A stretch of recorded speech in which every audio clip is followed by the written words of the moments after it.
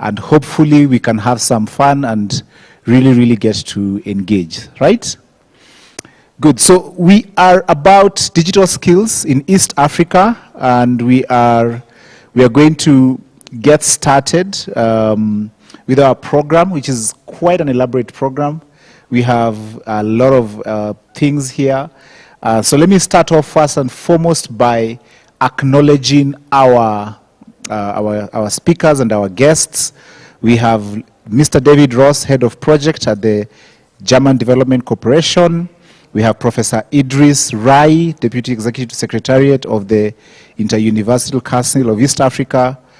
We have Ben Ruhinda from IUCA, Evelyn Rutazaha, Dr. Bernadette Mutinda, and later on we will have a panel consisting of John Matogo, Zephania Shahidi, Harriet Karaoke, Timothy Gashusha, Irene Givinji, and Mika Shako. And David Cherubot is here with us, and together with Fabian Gonzalez. And of course, we have East African-based hubs from all over Kenya, Uganda, Tanzania, Rwanda.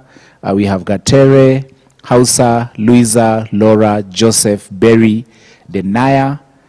And last but not least, definitely we have our host, Mercy from ASEC.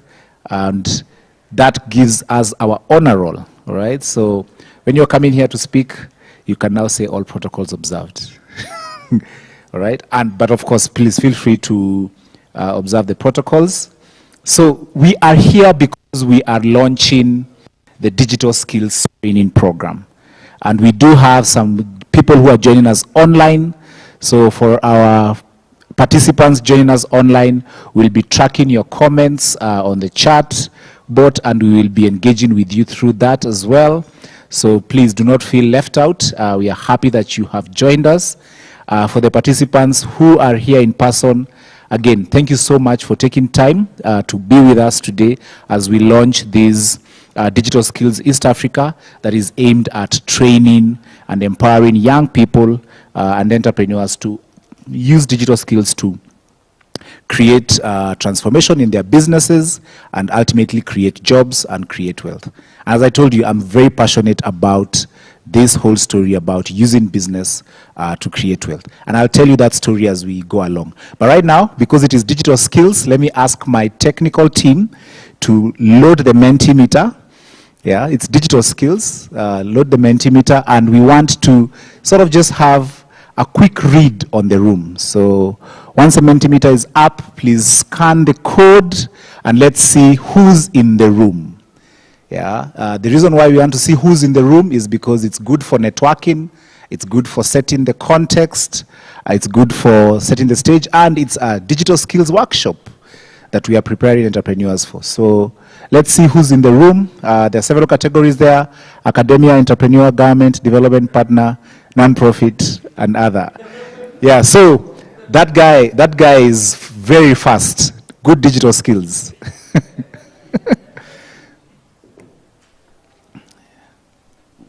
Let's see.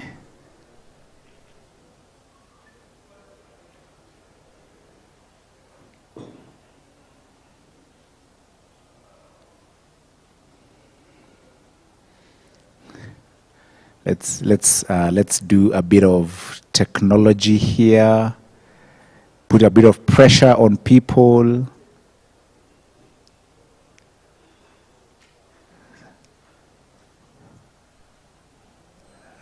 It's very interesting. We at the Inter-University Council and Academia are not here.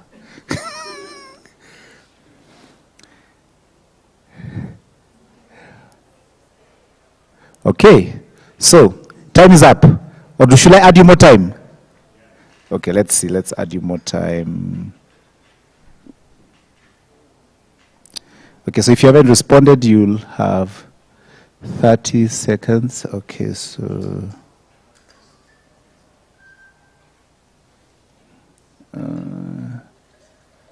press C. You see digital skills? Press C, and there's no C on my.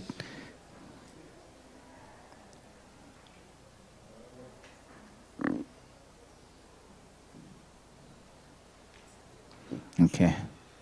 All right. Oh.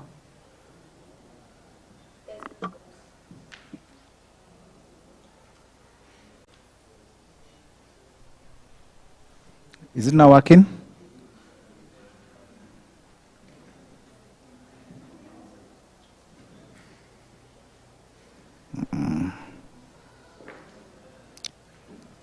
All right. So at least we have academia in the room, at least some entrepreneurs, and we have government, development partners, non-profits, and we have others. Very curious who others are. Anyone wants to tell us who others are? Private sector? That does not count as entrepreneur. Other could be hubs. Are those hubs? Hubs, associations. Okay, hubs, associations, and others. All right, very good. So, we have an idea of who's in the room. The next thing that I want us to look at is what digital skills do you have? Okay, what digital skills do you have? And I know it's open-ended, so I'm very curious to also see what kind of answers will come up. What digital skills do you have?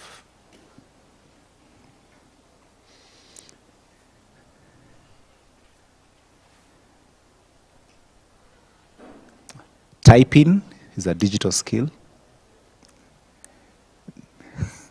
There's another one. Voice typing is a digital skill.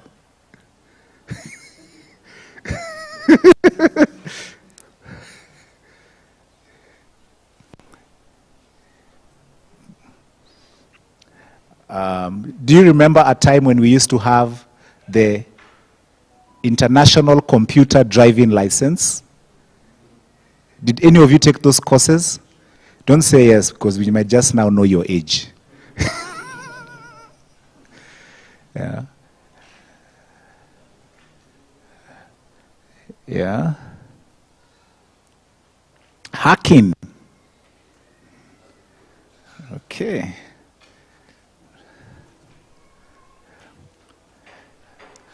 Connecting to Wi-Fi is a digital skill.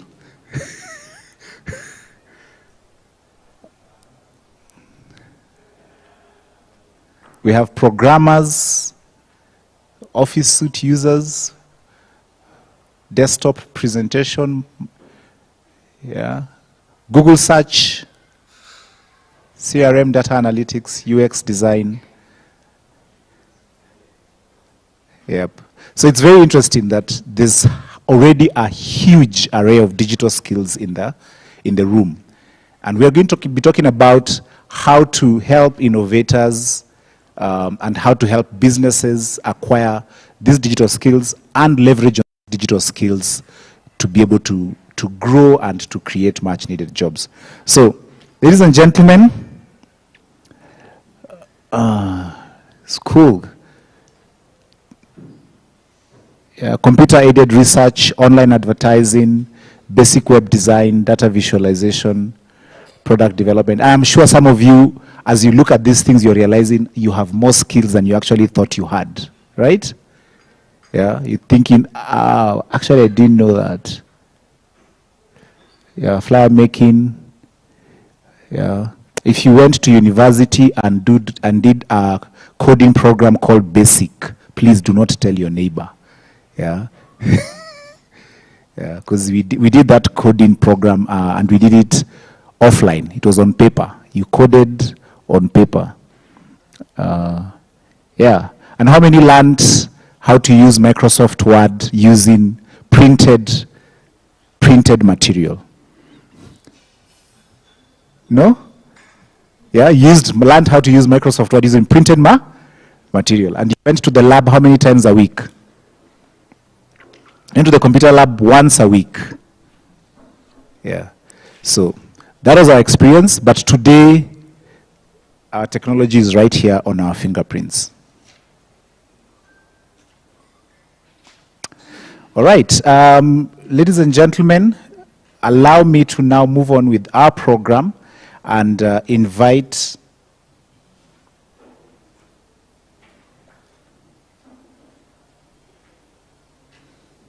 Okay. Allow me to move on with our program and invite Mr. David Roos, who's the head of project for the German Development Corporation, to give us his opening remarks and really tell us why we are here. David, you may use the podium. Thank you. Yeah. Good morning. Karibu. How are you? Good to see you. That's strange standing up here. That's not appropriate. Thank you. Good to see you. A few weeks ago, we met here at the almost very same place, but at least within this building. We convened the private sector to tell us what the markets really require. And I can tell you, for those who have not been in the room, it was 7:30 and there was a lot of steam. Because obviously there's a misbalance between what the markets and the industry require and what currently academia and governments can deliver. And obviously, and I'm not going into detail, but it's a pivotal moment in time. AI and other emerging technologies will make digital skills not only a question of succeed, but of survival. And that's a global challenge, not a regional one. The potential, though, for the region in East Africa is insane. 400 million people, 8 countries in the EAC. The World Bank argues that the digital markets globally grow 15%. We've seen 12% market growth, economic growth in East Africa last year. So we can tap into the potential that is there, but yet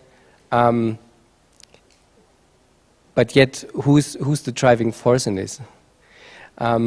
Germany and the EAC Development Corporation are committed on the agenda of digital skills since more than 6 years.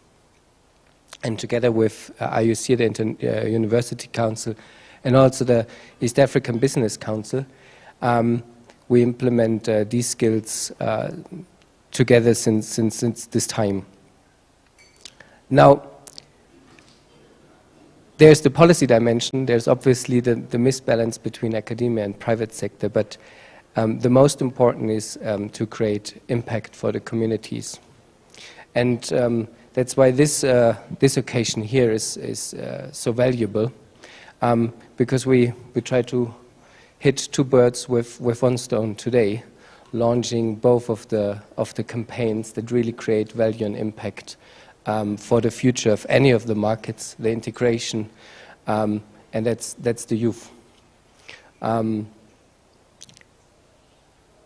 We've been invested in the Innovators Sprint Up program. We already had 1,000 participants. We're now aiming for 200 more this year. And this is a unique opportunity to take up your business idea, to turn it into something successful and sustainable, and bring it from ideation, the whole life circle, into commercialization with the professionals on board leading you through that process, which is never an easy one. The other program that we're starting is, or that we're actually scaling, is the D-Skills training course. We so far trained more than 500 participants, and this time we aim specifically for academia, for unemployed graduates, and for graduates. We're very happy to have all of our implementing partners here. I mentioned IUCA. Thanks for all the startups and the hubs here, Startup, WINS Consulting, the consortium that we built, and Black in Tech. This is a great opportunity, and we don't see it as a means by itself, but something that should be aligned coherently and then something that feeds into policy. That's why we're very happy to follow not only start a program, but also follow your development and development of the program. Get your feedback, get your energy, get your ideas, and co-create something meaningful. And we can promise that we will lead the policy dialogue with the EAC Secretariat, bring something as this, the digital skills for East Africa, in the Ministerial Council next week in Dar es Salaam. Also hosting a session to co-create a new program for the next years at the EAC Education Summit in Arusha. And I really invite you to not only participate in these programs now, that hopefully create benefit and value for the community, but also in the conversation with the private sector, with the academia, and with the policy, because it needs our joint movement. The agenda, the topic is too big. No one in itself, no one alone can be successful in this. So yeah, with that, I hand over, I guess, back to the moderator. Once again, thank you to all our distinguished partners. ASEC, thank you, ASEC. And I wish you an interesting Harvard Day, and then hopefully very impactful programs that we will see. Thank you. All right. I think you guys did not hear what he said. That's why you're clapping the way you're clapping. Because if you heard what he said, 1,000. How many people? How many? 1,000. Did you hear 1,000? Did you hear 500? Sorry? 200? And those numbers, you just come across them in the streets, right? Easily, you just walk across and you find 1,000 entrepreneurs somewhere. No, you don't find them. So let's give him a big round of applause, guys.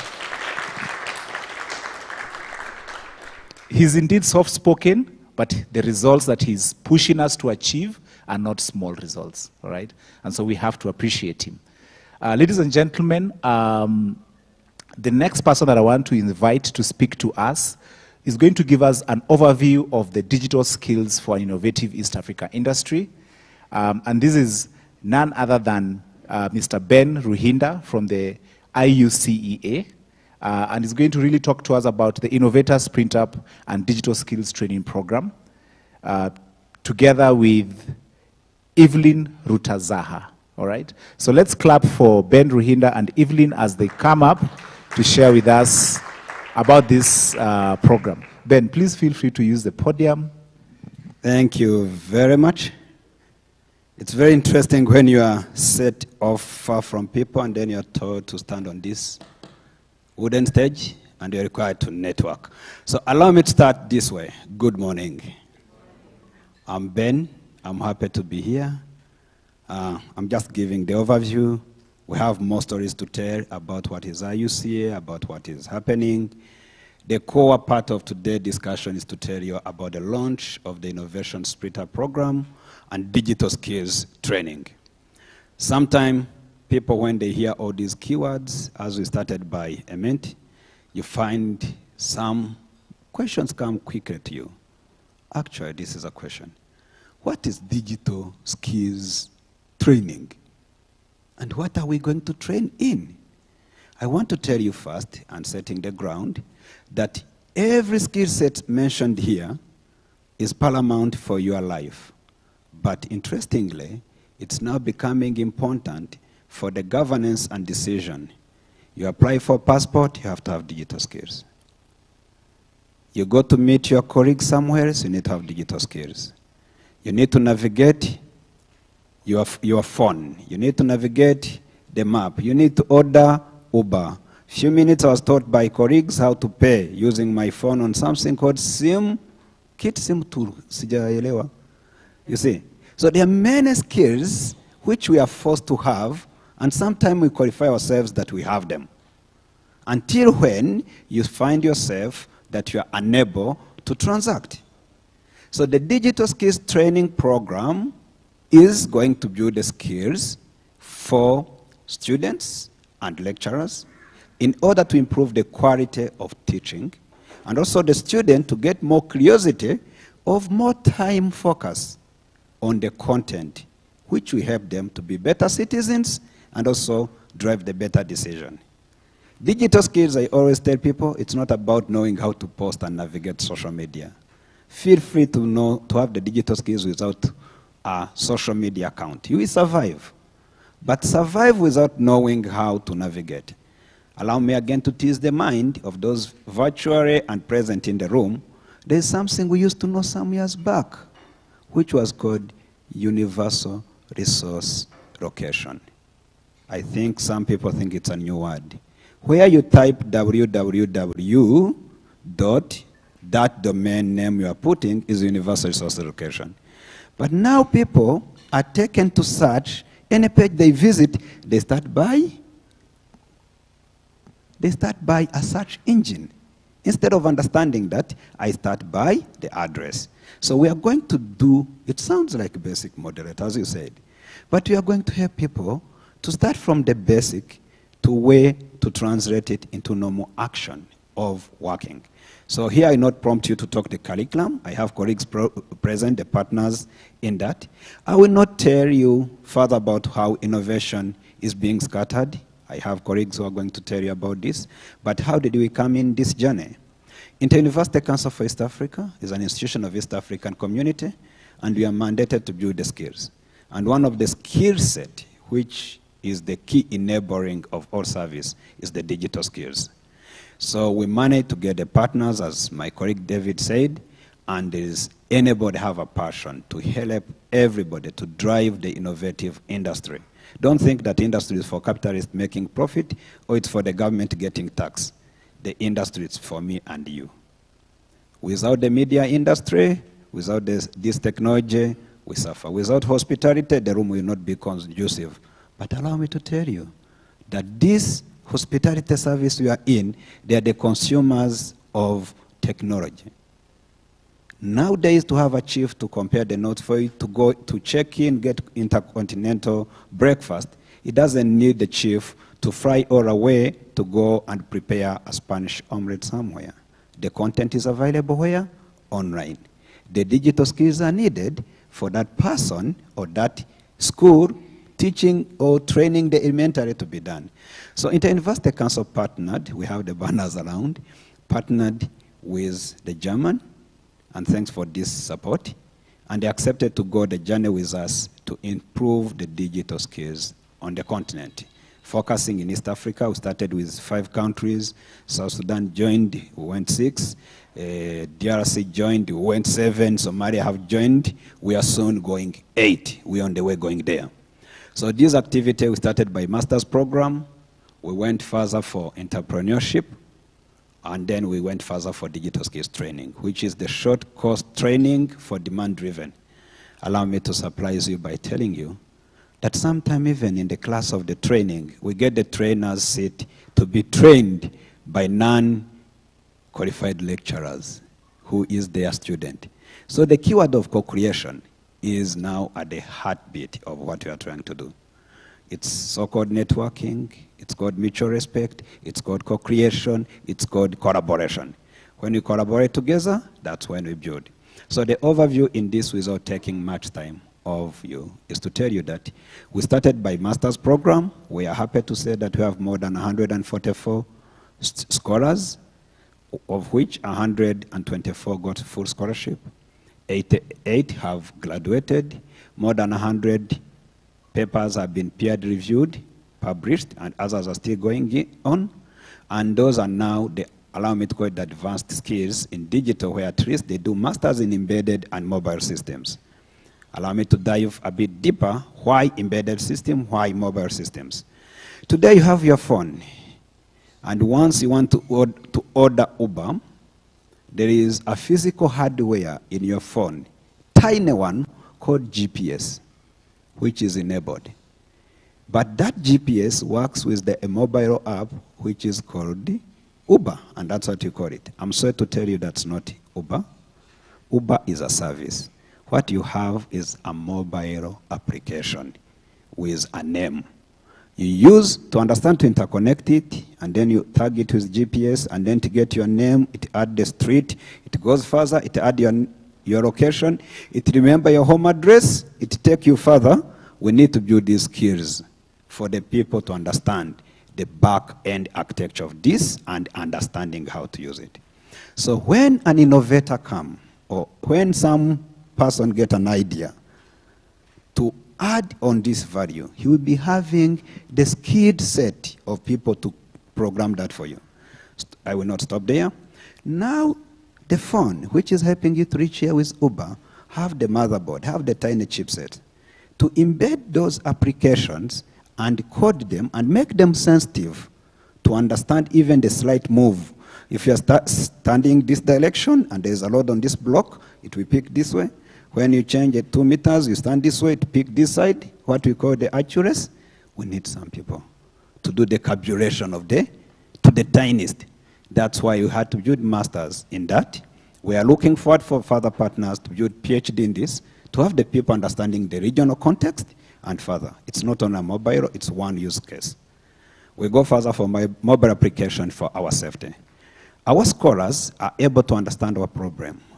Do you know that most of accidents of the big trucks happen always in between past midnight and 6 in the morning?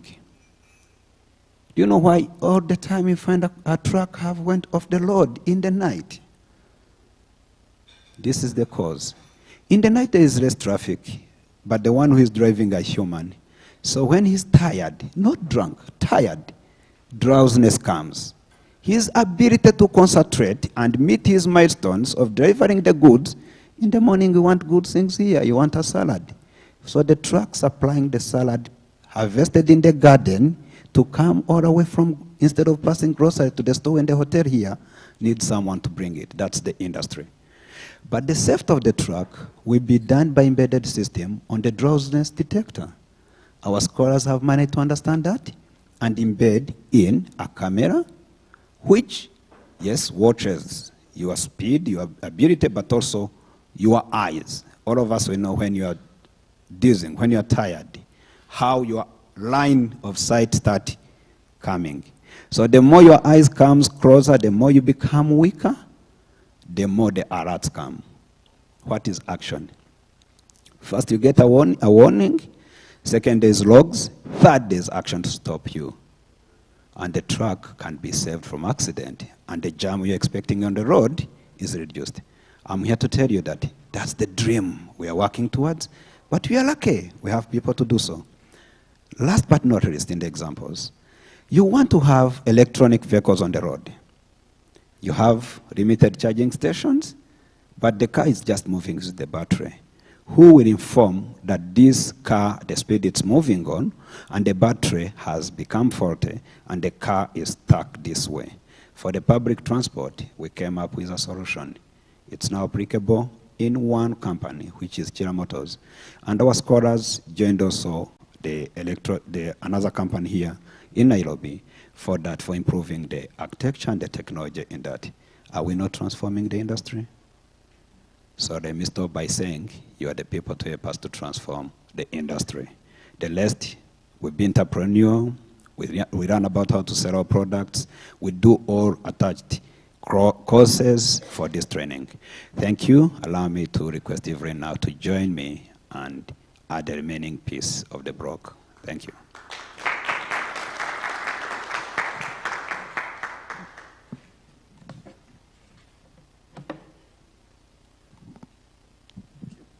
Thank you very much. Good morning, everyone. I think you're still sleeping. Good morning, everyone. Good morning. Without really taking too much time, I think my colleagues have already mentioned a lot of things, but I think some of you are still wondering, what is this big picture of the digital skills for an innovative East African industry? And today, first and foremost, I appreciate all the partners that are here and have been with us in this journey. We have come a long way, the project and the program through the BMZ, the German government, and the East African community has been able to impact the lives of East Africans for over 6 years now.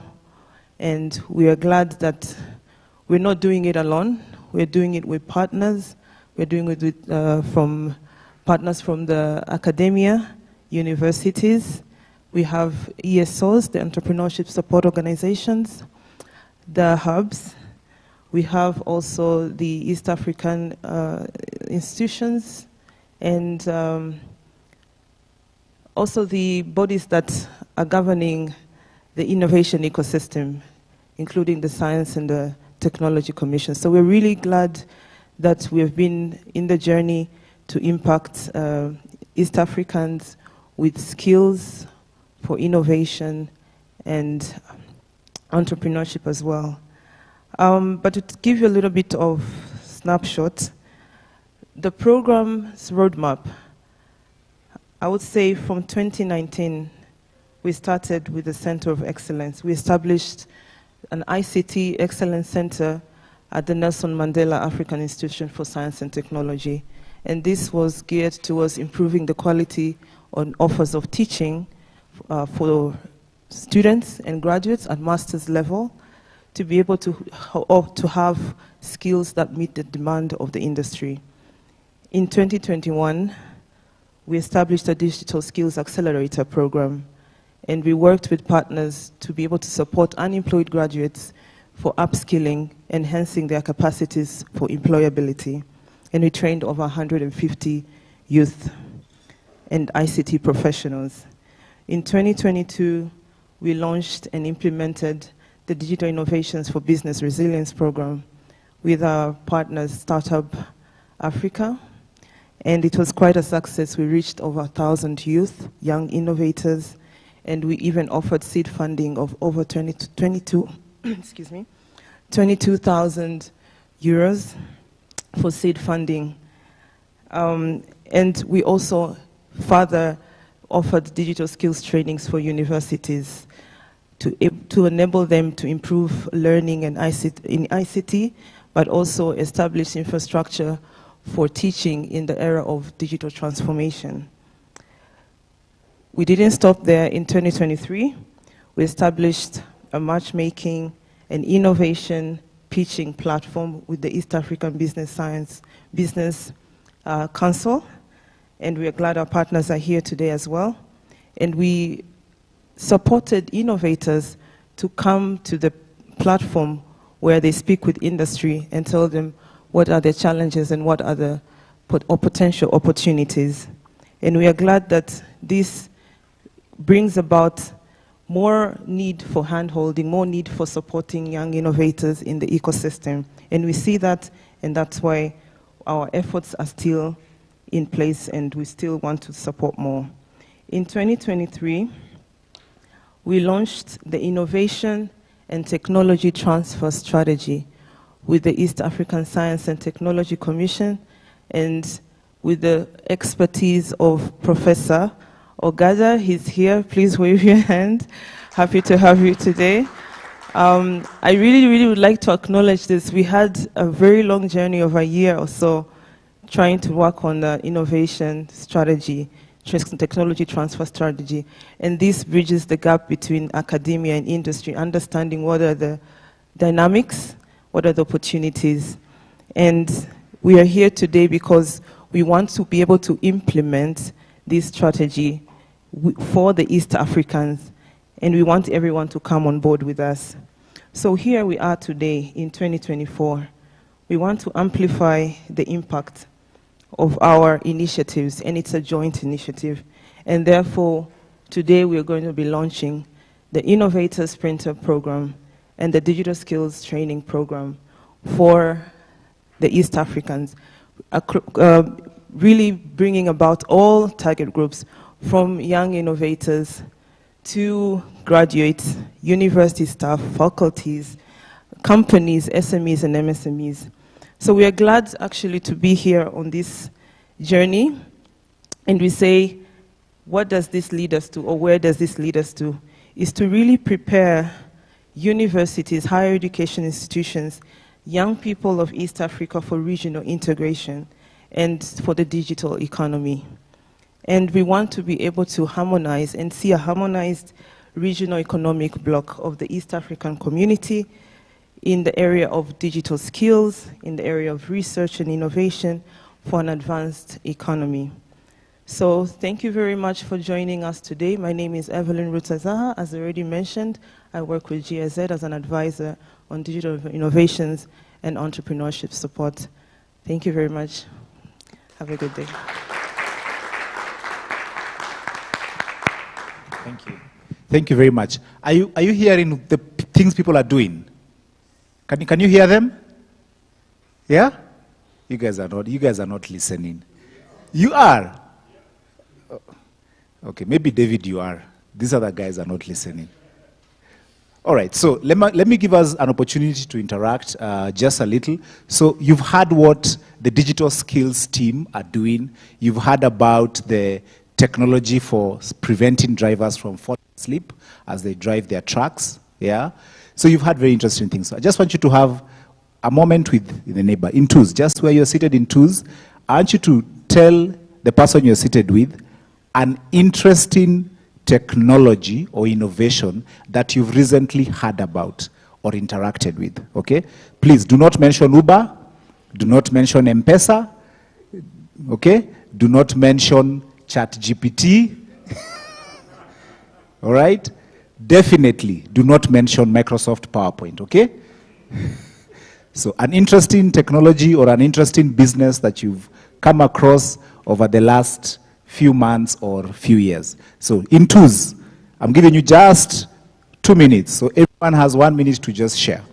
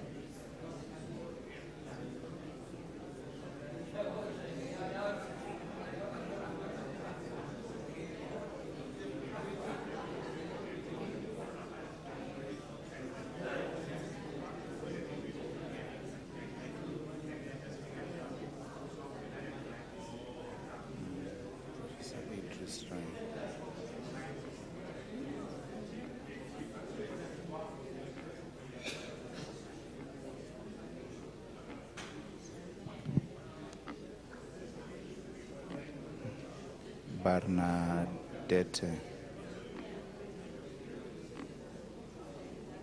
Okay. Who has had something very exciting? I'm going to give an opportunity. Somebody, please bring the microphone.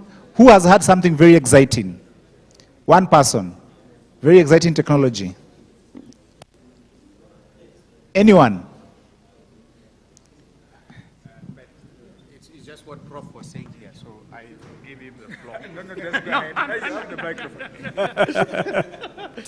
It's what I heard. No, I was telling him about my student who is developing early detection AI solutions for tomato diseases based on scanning of leaves And through that, then you are able to intervene even before the damage is made. So that is what I've said. I wanted to say on behalf of my team here. Thank you.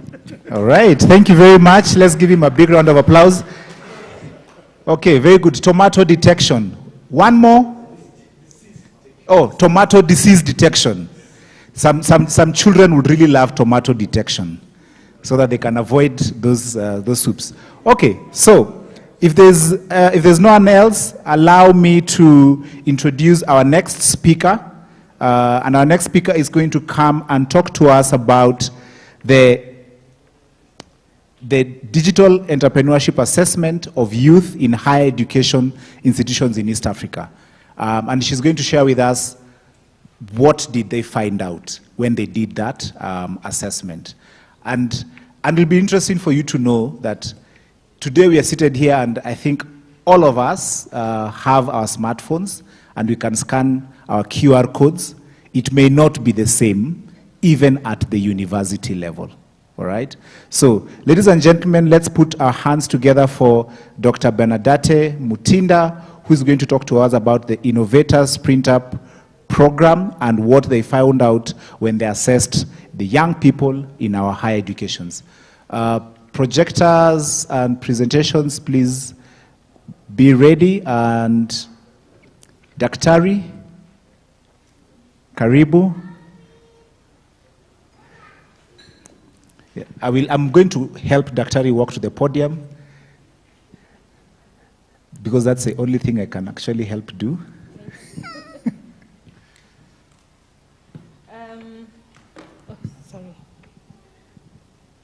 Good morning.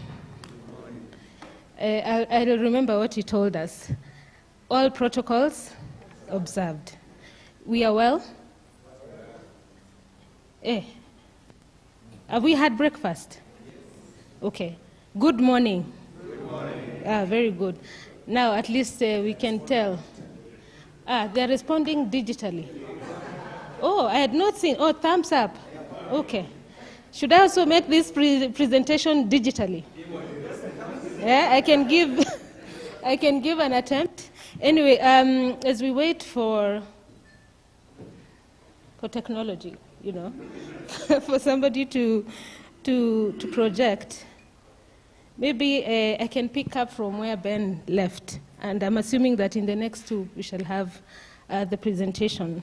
I was just trying to remember, for those who have lived longer, like myself, the journey in terms of, you know, the interruptions that we have seen because of technology. When I was growing up, the banking sector was very interesting in Kenya. Of course, we had the big banks, the likes of Standard Chartered, Barclays, and so on. But those were, you know, the preserves of the rich, if I may put it that way. My mother then was banking with Postbank, and they were only given 7 days. Well, I think she could go to the bank after every 7 days. If you did not withdraw your money within 7 days, I mean within that window, you had to borrow, to wait and wait. Then came the ATMs, and we thought, this is wonderful. And everything changed.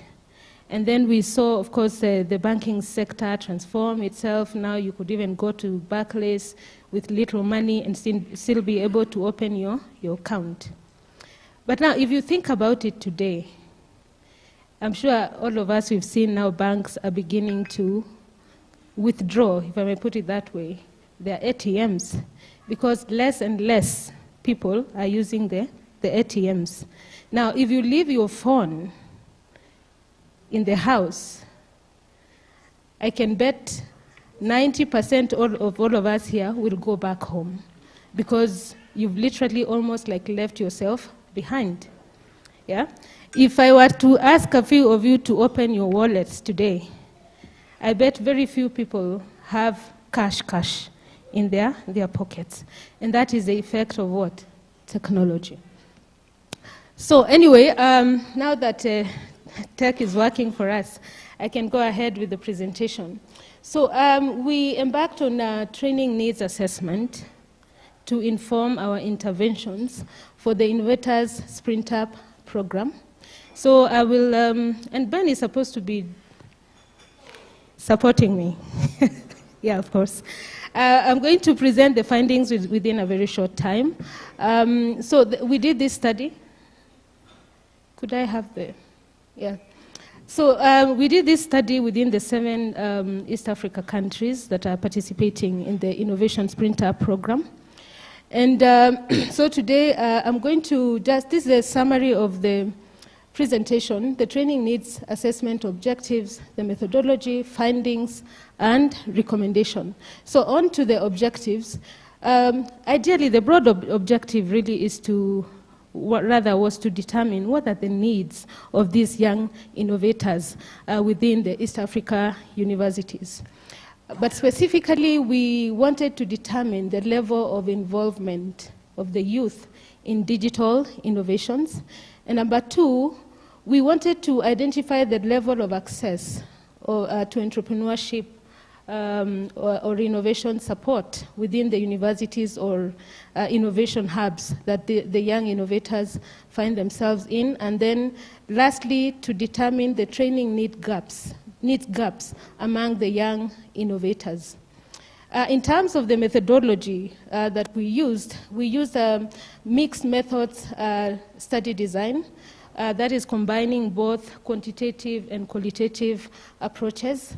In terms of the target population, we targeted 280 young innovators and 56 faculty members. Of course, the sampling was purposive sampling, whereby we targeted universities and hubs within the East Africa region. In terms of the universities, we targeted those that are affiliated with IUCA, and that would inform the purposive sampling. In terms of the data collection tools, considering that the geographical scope was quite broad, the 7 East Africa countries, we used online questionnaires with both open and closed-ended questions. And then in terms of data analysis, for the quantitative data, we used Excel. And for the qualitative data, we used content analysis, of course, classifying them into different thematic areas. Move on to the findings. So in terms of the response rate, I would say that for the students, we were targeting 4 universities within each East Africa country. And we wanted to get a response of 40 students per country. And I can say that the response rates for the students was quite good. We were able to get 100% turnout.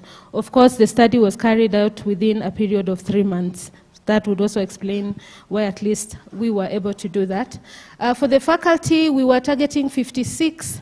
We managed to get a total response rate of 46 out of 56, making it 82%, which again is acceptable. In terms of the gender distribution, and allow me now to lean more towards the students, the males were more. We got 65% respondents being male and 35% female. In terms of the age bracket, most of our respondents are within the range we call the youth, that is between 18 and 35. Next slide, please. In terms of the education status of the students that participated in the study, 50% are students that are still within the universities studying. 33% are recent graduates between 1 to 3 years, and then 17% are waiting to graduate. In terms of their understanding of digital skills, we established that 47% actually have a good understanding. Of course, this 47 is inclusive of the 24 that say they have a very good understanding, and those that say they have a good understanding are 23%. And then 43% say they have a basic understanding. And then there's a 2% that they say they don't have any skills at all. So you can see that at 47%, of course, sorry, there's the small bracket there of 8% who consider themselves to be experts. Yeah, but in essence, we can say that the understanding of digital skills among the 7 countries is not so bad. Go on. In terms of entrepreneurial engagement among the students, and here we were seeking to understand how many have businesses that they are running. We found out that 23% have businesses in place, and 77% do not operate any business ventures. However, 80% of all participants indicated that they are willing to start businesses. When we went now to the next level, we wanted to understand how many are utilizing digital technologies in their business operations. We established that 48% utilize technology, while 52% do not. Of course, I'm sure we are thinking in terms of those that already say that they have digital skills. Why is the utilization not so much? Of course, there's the issue of access to infrastructure and so on. Because when you think about digital utilization, you also have to think about issues to do with what? Access. And access, of course, means you must invest in money, and you must use money to invest and so on. In terms of entrepreneurial engagement, sorry, the next slide, please. In terms of alignment of innovations with university coursework, sorry, we wanted to understand, of those that had businesses, were they related to their course of study, what they studied at the university or what they are studying at the university. And we say that we found out that 30% said that their innovations align with what they are studying, while 70% they said whatever they are doing is not really very aligned to what they studied at the university. We also wanted to establish what are the stages of their innovations. And 62% of the respondents said that they are at ideation phase. 19% have advanced to the prototype stage, at least they have prototypes in place. And those at commercialization and growth stages account for 11% and 8%, respectively. And I'm sure this slide, this particular outcome speaks to the other one where we said only about 70, was it 30, say that they have, 22% say they have businesses. So you can see why many do not have businesses that are in operation, because they are still at what? Ideation phase. Moving on. In terms of the sectors where they are involved in terms of their enterprises, agriculture is the most predominant sector at 39%, followed by ICT at 25%, and the rest, as you can see over there. And then in terms of access to university support facilities, we had asked particularly, do you have access to, support, entrepreneurship support within your universities, or, any kind of innovation support within your university? And 44% reported that their universities have innovation and incubation hubs, while 28% mentioned having access to computer labs, maker spaces.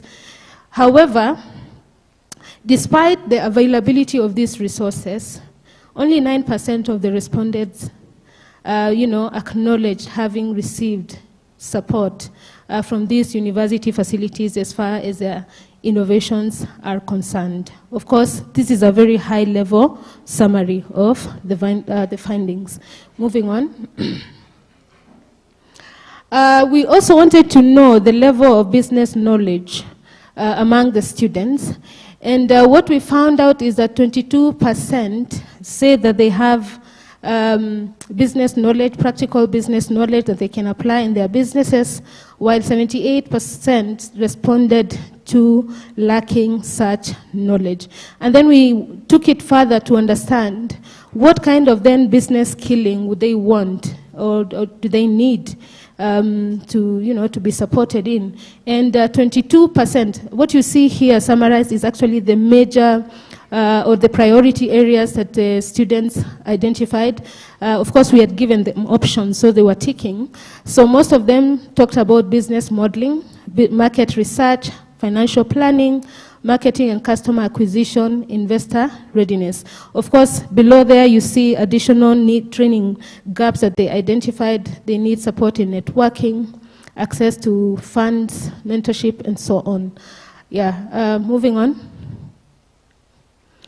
So in essence, because this really was a very high-level summary of what we found out, we can summarize then and say that only 23% of the respondents say they are currently operating businesses of their own. 77% do not. Remember that 62% say that they are at ideation stage. So that would inform those findings. 48% use digital technologies in their businesses, while 52% do not. 44% have access to innovation or incubation hubs. 28% to makers, labs, and so on. The rest do not. Only 9% received support from these facilities, despite being, them being available within the various universities that they study in. And then the digital skills, understanding, we found out that it varies, as I had mentioned earlier. 43 at basic, 24 very good, 23 good, 8% consider themselves experts, and 2% have no understanding of digital skills. And then only 22% of respondents have business knowledge. 78 lack practical business knowledge that they would apply in their businesses. And the top training priorities, as I had mentioned. So the recommendations that we are making from this study, of course, is this need to integrate digital innovation and entrepreneurship. Here we are saying that there's need to link digital skills with entrepreneurship skills, not to treat them as separate entities. If we can combine them, maybe we would have more outcomes instead of, in terms of students who are starting their own innovations and so on. We need also to strengthen university support systems. And here we are saying, even in universities where we have hubs and other facilities, how then can we make sure that students are receiving more support from these hubs? And then they provide targeted training in business skilling, in business skills, and I think I've already spoken about that. And then we need to ensure the training content is tailored to the specific challenges and contexts of the young innovators, and this speaks to us who are going to be, skilling the innovators in the next few days as we start the challenge. And then facilitate stronger ecosystem collaboration, and this would be answering to the need for networking, fundraising, and so on. And then explore and provide access to funding and investment opportunities for these young people. Because one of the reasons they say they do not have businesses in place is because they lack funding. Yeah? So access to funding would also be an enabler for them. So that is it from me. I don't know whether, Ben, you'd like to add something? No? All right. Thank you.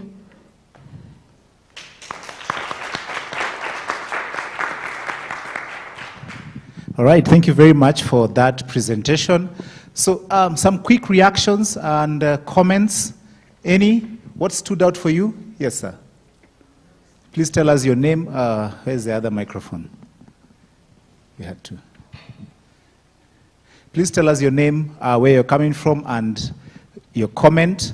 As he does that, I want you to think about what insight stood out for you. Okay, is there an insight that stood out for you in terms of the findings that have been presented? Is there a question that you have? Yes. Thank you. My name is Zephania Shahidi, and I'm from East African Business Council.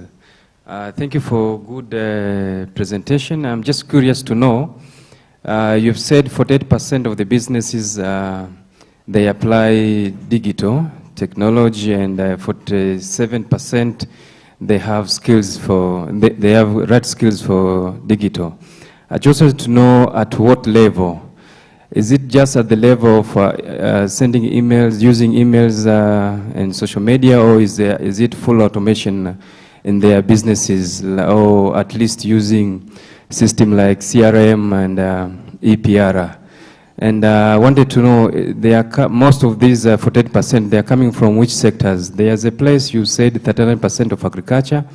I'm not sure if most of these respondents are coming from agriculture, and I'm curious to know if in the agriculture sector, most of them, they are applying digital technology, or 48%, most of them, they are coming from agriculture sector. Thank you. Okay, just before you answer, my tech team, please put for me the Mentimeter. If you go back to the same Mentimeter, I've asked you to put your question or your comment, even as our Daktari here answers that question. Thank you. The innovators say that they are using various technologies within their businesses. For example, there are those that are using platforms to be able to sell their products. That would be like online markets. There are those that are utilizing payment systems. You know, I would give a big example of Kenya, where they've said that they've incorporated e-payment payments into their businesses. So it was a varied response in terms of the different digital skills that they are using in their businesses. Of course, informed by the nature of the business that they are in. Of course, being that most of them are students, they would lean more towards, e-services, where they are able to be, to launch very quickly without necessarily requiring a lot of capital. Yeah, but there are those that they say that they have businesses, but they've not been able to incorporate much use of digital infrastructure because of the costs that are involved.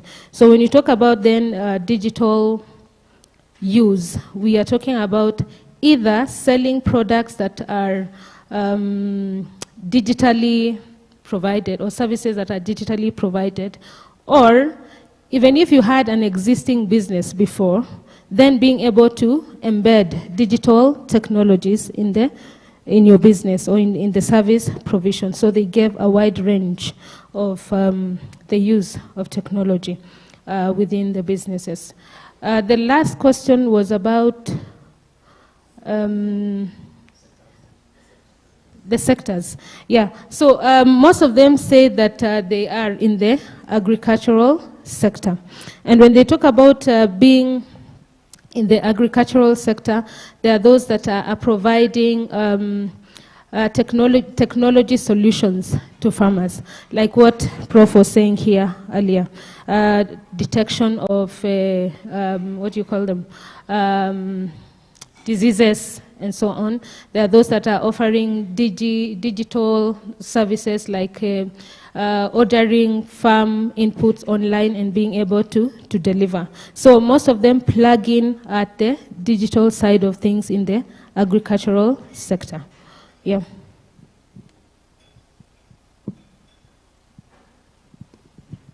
All right, so are you seeing some of the things that are standing out? 9% receive support from their university. From the assessment, goal is to train on employability.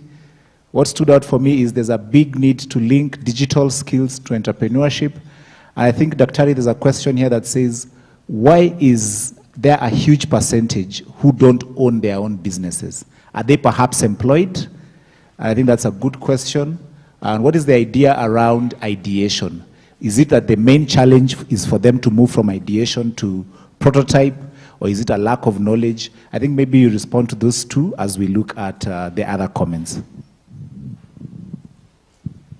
Okay, so I can start with what is the cause of the huge percentage of 70% that don't own businesses. And in my presentation earlier, I tried to link that to another response in terms of the stages of innovation that these entrepreneurs are. Remember that our respondents were mainly university students. So most of them, while being spending most of their time studying, are also thinking about starting their own businesses. So when they talk about 70%, more or less, I think it was 23% that said have active businesses. Those that have gone, those that have gone beyond ideation, prototype, and actually are in the market actively selling either products or services. However, we can also attribute the 70% who do not have businesses to those that are still at ideation stage. I'm thinking about starting a business, but at this point, it is not an actual business, it's actually an idea that I'm probably toying with. Is it viable or not viable? And in the Innovators Sprint Up program, we are thinking now these are the ones that mainly we are going to work with, so that now we can move them from ideation to having a prototype and perhaps even being able to launch a business. I hope that responds to that. And then there's also the other question of 62%. Yeah, 62%. Why haven't they been able to move from ideation to prototype? What's that hurdle? Okay, I don't think there's the first part of the question, which is calm down. What are the areas of the idea? We did not go deep to ask them, what is your idea in? We just asked them, at what stage are you? So they say that they are thinking about what? Starting businesses. I cannot, confidently say that their businesses are in this area or that, because we did not ask them that. And then, the main challenge to proceed to prototype. I mean, I think this is anyone's guess in the room, yeah? We second guess ourselves a lot, right? Even myself, if you ask me, for the many years that I have lived, how many ideas I've had, if I'd rolled them out, I think I would be flying all over the place, because the ideas were here, but I really never got to bring them to prototype. And that is why we are here, essentially, to push them to move from ideas to actual businesses. So I think when I see so many ideas, I almost spoke Kiswahili, but I've remembered this is an East Africa community, but I will still say it. So many ideas, kazi kwetu, yeah? To move those ideas to what? Actual businesses, yeah. Yes. Okay, all right, thank you very much. Let's give her a round of applause. You have one more question.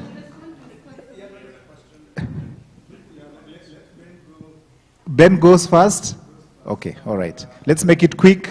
Okay, thank you. If you could project the slides. The slides or the Mentimeter? Yeah, that's what I want to comment. Okay, Slides. the Mentimeter. All right, let's project the Mentimeter. Thank you. Ben? Yeah, thank you. Bernadette, I accepted that I will support Bernadette. Now this is where I'm coming in. Okay. From the study, actually from the early setting of the terms of reference, we wanted to get these controversies as we are seeing. Why is it hard to move from idea to prototype production? Allow me to say that it's obvious. We are looking for digital skills. We are looking for digital innovation. And we are looking for someone to reach the level, indeed, of innovation, thinking, ideation, testing it, prototyping it, and have it as a product. So this is what is going on. We don't have enough lab space to test the digital idea, to reach the ideation up to the level of commercialization, even getting a small product. This is the risk we are in, and we are calling for support. The idea, when it is digital, and you are taking it prototype, and you send it to China for printing, and it comes back. If you are lucky, it comes back after 1 year. If you are unlucky, it doesn't come back, it comes back in another name. We have smart Ugari cooker, it's around here. We did the research on it, our scholars worked on it in detail. Let me tell you, I didn't reach the level of doing the suspan, but someone had an idea. Because of lack of the materials and that whole ecosystem of supporting the cycle, limited, some ideas either die or some ideas are taken away. I don't call them to be stolen, they are just taken away. They slip away from your hands. That's where we started now about looking for the policy, intellectual property, technology transfer, but we are still calling for support of having the whole ecosystem from ideation to production. Thank you. All right, thank you very much. Okay. Please Yeah, for introduce me, yourself first. what is most outstanding, and I think it is a powerful message to Inter-University Council and the universities, is that only 9% have received support from their universities. Why that is important is that universities losing big, because most universities do not have programs that can tap on innovations that are coming out of final year students. And what happens is that these students, they go out, they establish their companies. Some of the companies become very, very successful without ever referring to the universities where they got these projects. And therefore, the call is to sensitize universities through the Inter-University Council of East Africa that they're losing big, and therefore it is worth to invest in programs that can tap on these innovations before the students leave.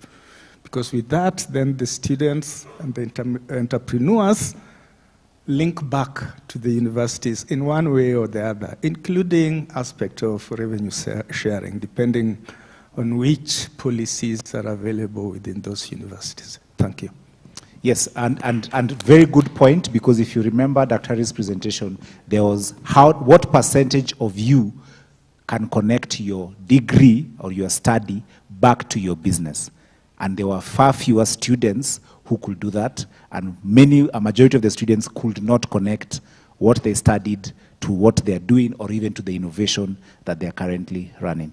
Ladies and gentlemen, let's appreciate our presenter.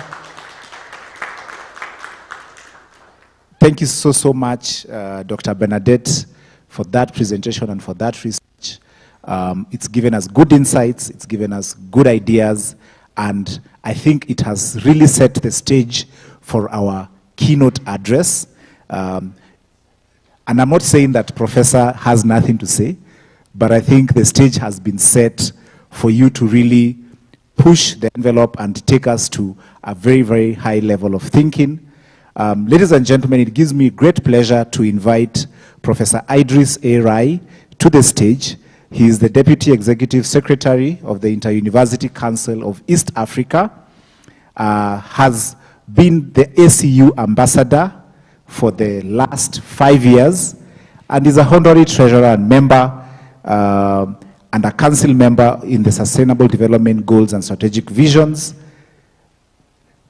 I think there's a show on TV that says, "My guest needs no introduction," you know, and it sort of speaks to the kind of things that the gentleman has been doing.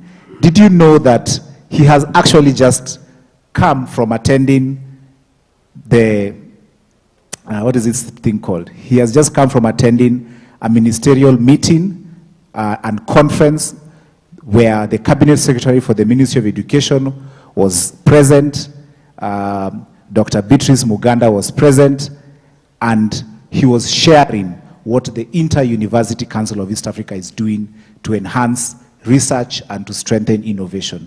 Ladies and gentlemen, a big round of applause for Professor Idris. Thank you very much for the introduction.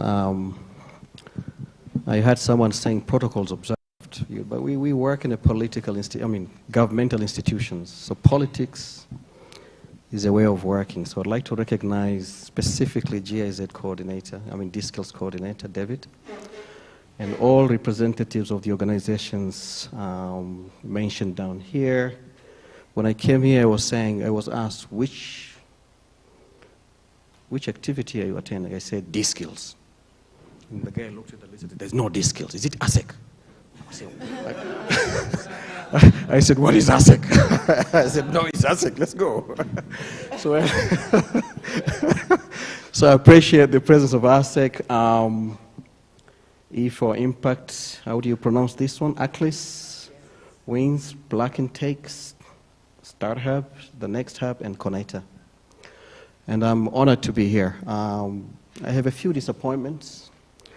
The one disappointment, I don't have a keynote address. So sorry, the MC, for the introduction. And I was telling Ben, how can I give a keynote in a day?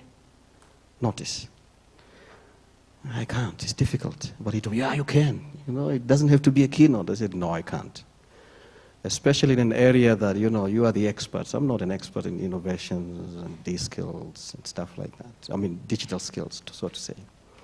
That's one. Two, a keynote is supposed to set a stage for what follows. It's coming and warming up, touching all aspects of the event. And that's why it's often the first one. It was supposed to be the first one, right? As a presentation. Often in an event, it starts with the keynote, or maybe sub-keynotes within that particular activity. Hence, you set a stage. You know, people don't, hawakufilisi. How do you say hawakufilisi in Swahili? Kufilisika. They don't bankrupt you with ideas. So the keynote doesn't come when ideas have already been displayed. They said, okay, but we've heard about this. No. So that also wasn't possible because I wanted to be here on time. And the first person to take me home dodged after 15 minutes. The other one took me to the other Radisson Blu. So I told Ben, I think you have to start. So those are two disappointments. So what I wanted to share with you is basically, given the short notice I was given to give this keynote, is to share with my experiences, university experience, personal experience. And I would believe that will reflect an average university in the region. I believe. And I think most of what I wanted to say has been said in the findings, so I'll repeat that. So it's not going to really be a keynote. So I was a vice chancellor before, from 2011 to 2019, 2 terms at the State University of Zanzibar. So when I went to the university, it was pretty much like education-based university, only teaching education programs. We only had computer science as another non-education program. And I had a serious task of restructuring the university. There's a huge demand of expanding the programs to that university. And having a background on IT-related disciplines, I have my undergraduate in electronics engineering, master's communication systems, and PhD in network and computer science. And then I did postdoc in computer networks. So I have got some foundation. And to me, IT, digital skills, digitalization was at my heart. And always I was accused to favor those kind of disciplines. Well, for good reasons, because I think as everybody's saying, these digital skills are important for the youth, for the employability, for business, for entrepreneurship, and now it's linked directly with these findings in business creation. So we restructured the university, and at that time I said we should create a school of computing, communications, and media. Within it, we should have a center for computing innovations. And the other thing, one of the visions of the vision of the university, one of the pillars of the vision of the university is to create self-employable graduates. And with that, entrepreneurship was key. So within the plans, we said everybody in this university must learn a course on entrepreneurship. That was the plan. That was the plan. Did I realize it? I said no. And that's some of the challenges. That was 2011, 2012 when we had the restructuring plan, right? But some of the challenges of our institutions is bureaucracy, lack of resources. And sometimes with new ideas, it's difficult to change the mindset of the people around, to convince them on the contemporary or better direction to take. So the first question I asked myself, do universities have a role? Do universities have a role on innovation? As part of the title, I think it was the role of universities on innovation and these digital skills. The first question, do universities have a role to play on innovations? Equally, the question is, do universities have a role to play in developing digital skills for the youth? I think the second question is obvious. And I think universities have been very active. There's no university in the region, elsewhere in the world, which does not have either standalone academic programs on IT-related disciplines.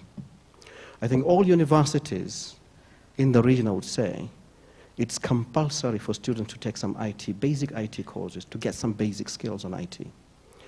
And while I was in that meeting organized by Commission for University Education that MC mentioned about, there's one university stood out among all others. I think Jemaragi Odinga, if I got it right. Everybody in that school, whatever they study, even if it's literature, even if it's history, you must take a large component of IT. I think Kenyans, you're aware of this, right? Those who are from Kenya. If you're not aware of it, that is unique. There are other universities that have similar ideas coming up. I have one example of a university whereby everybody, it's recent, it started 2024, everybody must learn AI-related disciplines within that. So our universities have been doing a lot in terms of developing digital skills for the youth, for the graduates. Is it adequate? Is it quality training? Is it up to date? Is it responsive to the needs? Those are the questions that we really need to go deeper.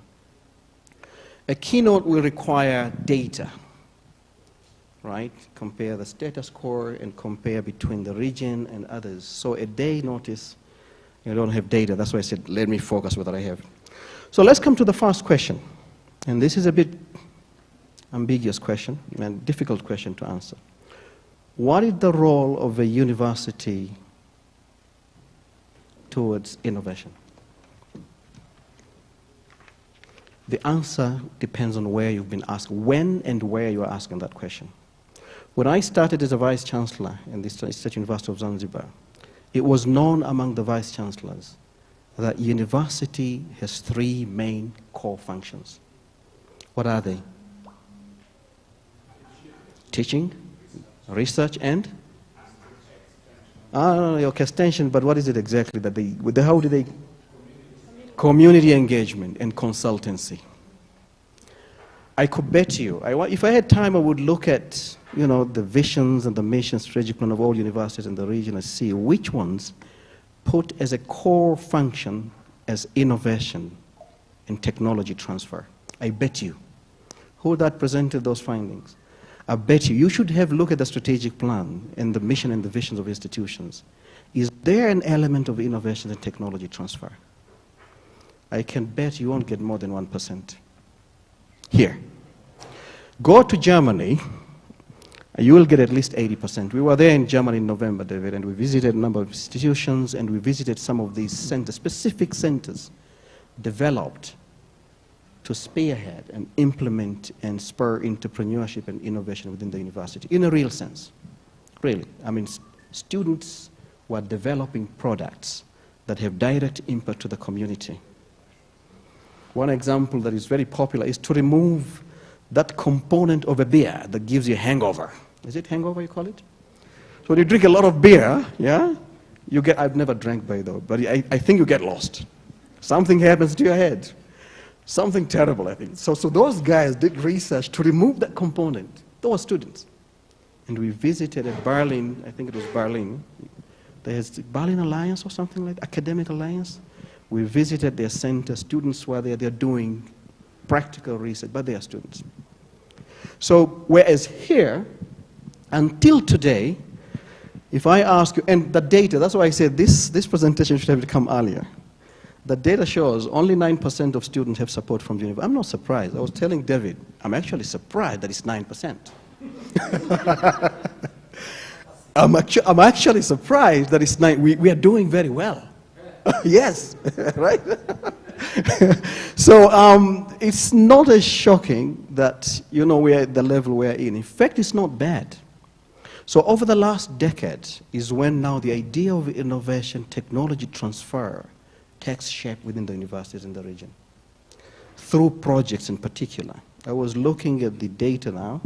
I said in 2012, 2013, we had within our restructuring establishment of Center for Technological, for Computing Innovations. That center was established, I think, last year through a project because of lack of funding.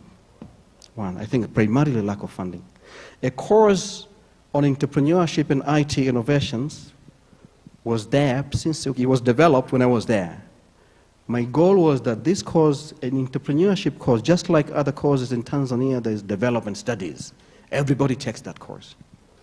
I wanted that course to be taken by everybody. At least we had entrepreneurship and IT innovation for IT students. And that course is still ongoing. We had an attempt of putting students with entrepreneurial mind. But again, the capacity was not there, particularly academic staff. They do not have, ideally, our staff, don't have entrepreneurial skills. They don't have business by themselves. Well, where I came from, there was a group of young people from computing. They developed a company, and the company is still there. So they had some little ideas on how to develop a company. But to large extent, if you look at across the board in all universities, academic staff are not practically doing business. And that's why people rightly ask, and somebody here asked today, is it really the role of university to do innovation and technology transfer, to build businesses? So this question, whether university has a role or not, it depends on when, where, and who you're asking. Is it a core function? And how can it really complement with the other core functions? How much resources should you put into, because you can't avoid university with teaching and research, right? And community outreach, being relevant within the community the university is. By being relevant, then you can expand, you call extension, whereby you have, depending what your community is. And that's another challenge we have.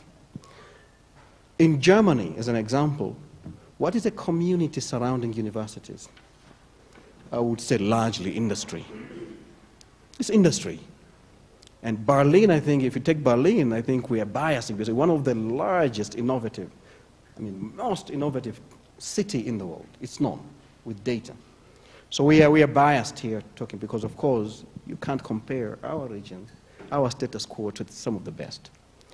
But again, the communities there is knowledge-based society that has innovative culture, industry, and that develops solutions on a daily basis for the world. For the world. Not only for the Germans, but for the world. What about our communities here? Can we say the same for our communities? Yesterday there was a professor who said somewhere there are 6,000, I don't know, 600,000 industries. But how many industries do we have if we take that as our community? Because community is broad. Community engagement is fine. It's like whatever you do, it should respond to the needs of the community. Now the community could be an industry. So how much of our community is an industry? How much? I think people who are doing innovation, ASEC, you can tell. And I think that varies a lot from one partner state to another partner state within the East African community. Kenya leading, I could say, but it's still not enough. But Kenya's leading. Go to Burundi, I don't know, but I wouldn't say much. I would say there's very little. Go to DRC, the same thing. My friend from Juba, from South Sudan, pretty much. No, you are there as well. Oh, you know, I was talking to this guy here. I didn't know, so we have more than one. But again, I would guess, given one of the youngest countries in the world, systems are just being built. Is there a lot of industry? There is a community for which universities should respond to technology transfer. I would argue not. The same thing for Somalia. A country still being stabilizing itself and getting it on its feet. We don't even a commission for higher education is not there. Do we think we'll have that industry, that will collaborate with university for technology transfer? Probably not, right? So notwithstanding, and I think with what university is doing, there is a role for university to engage, to do innovations, to engage with the industry, to develop new solutions, to develop businesses through its graduates. There is a role. And why is that important? That is very important because because of non-employability problem. If we let students having employed, the mindset of just being employed today, I think we are doing mistakes, because how many people are being employed? Are there jobs for everybody? There's expansion of higher education largely, I think, in the past 2 decades. There's a huge expansion of higher education. If you look at the universities in Kenya, for example, you can tell probably over 60% of them were developed in the last 20 years. The university I'm talking about was established in 2001. And this is an average. The privatization of the universities, public, being private, in Tanzania, for example, was done in late 1990s. And majority of universities are private universities, sorry. So most of the universities are just, again, new universities coming up, right? New universities coming up. So it is difficult, therefore,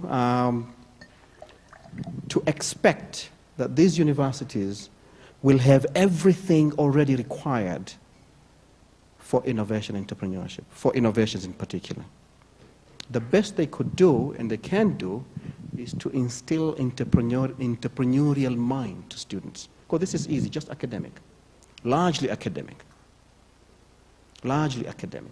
So what universities need to do, to contribute to the innovation ecosystem.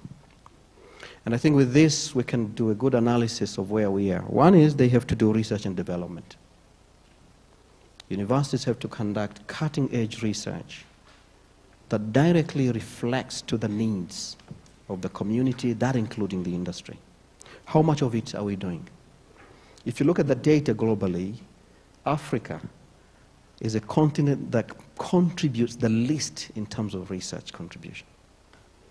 If you go to the impact of research, I think we will see a lot more comparing to other continents.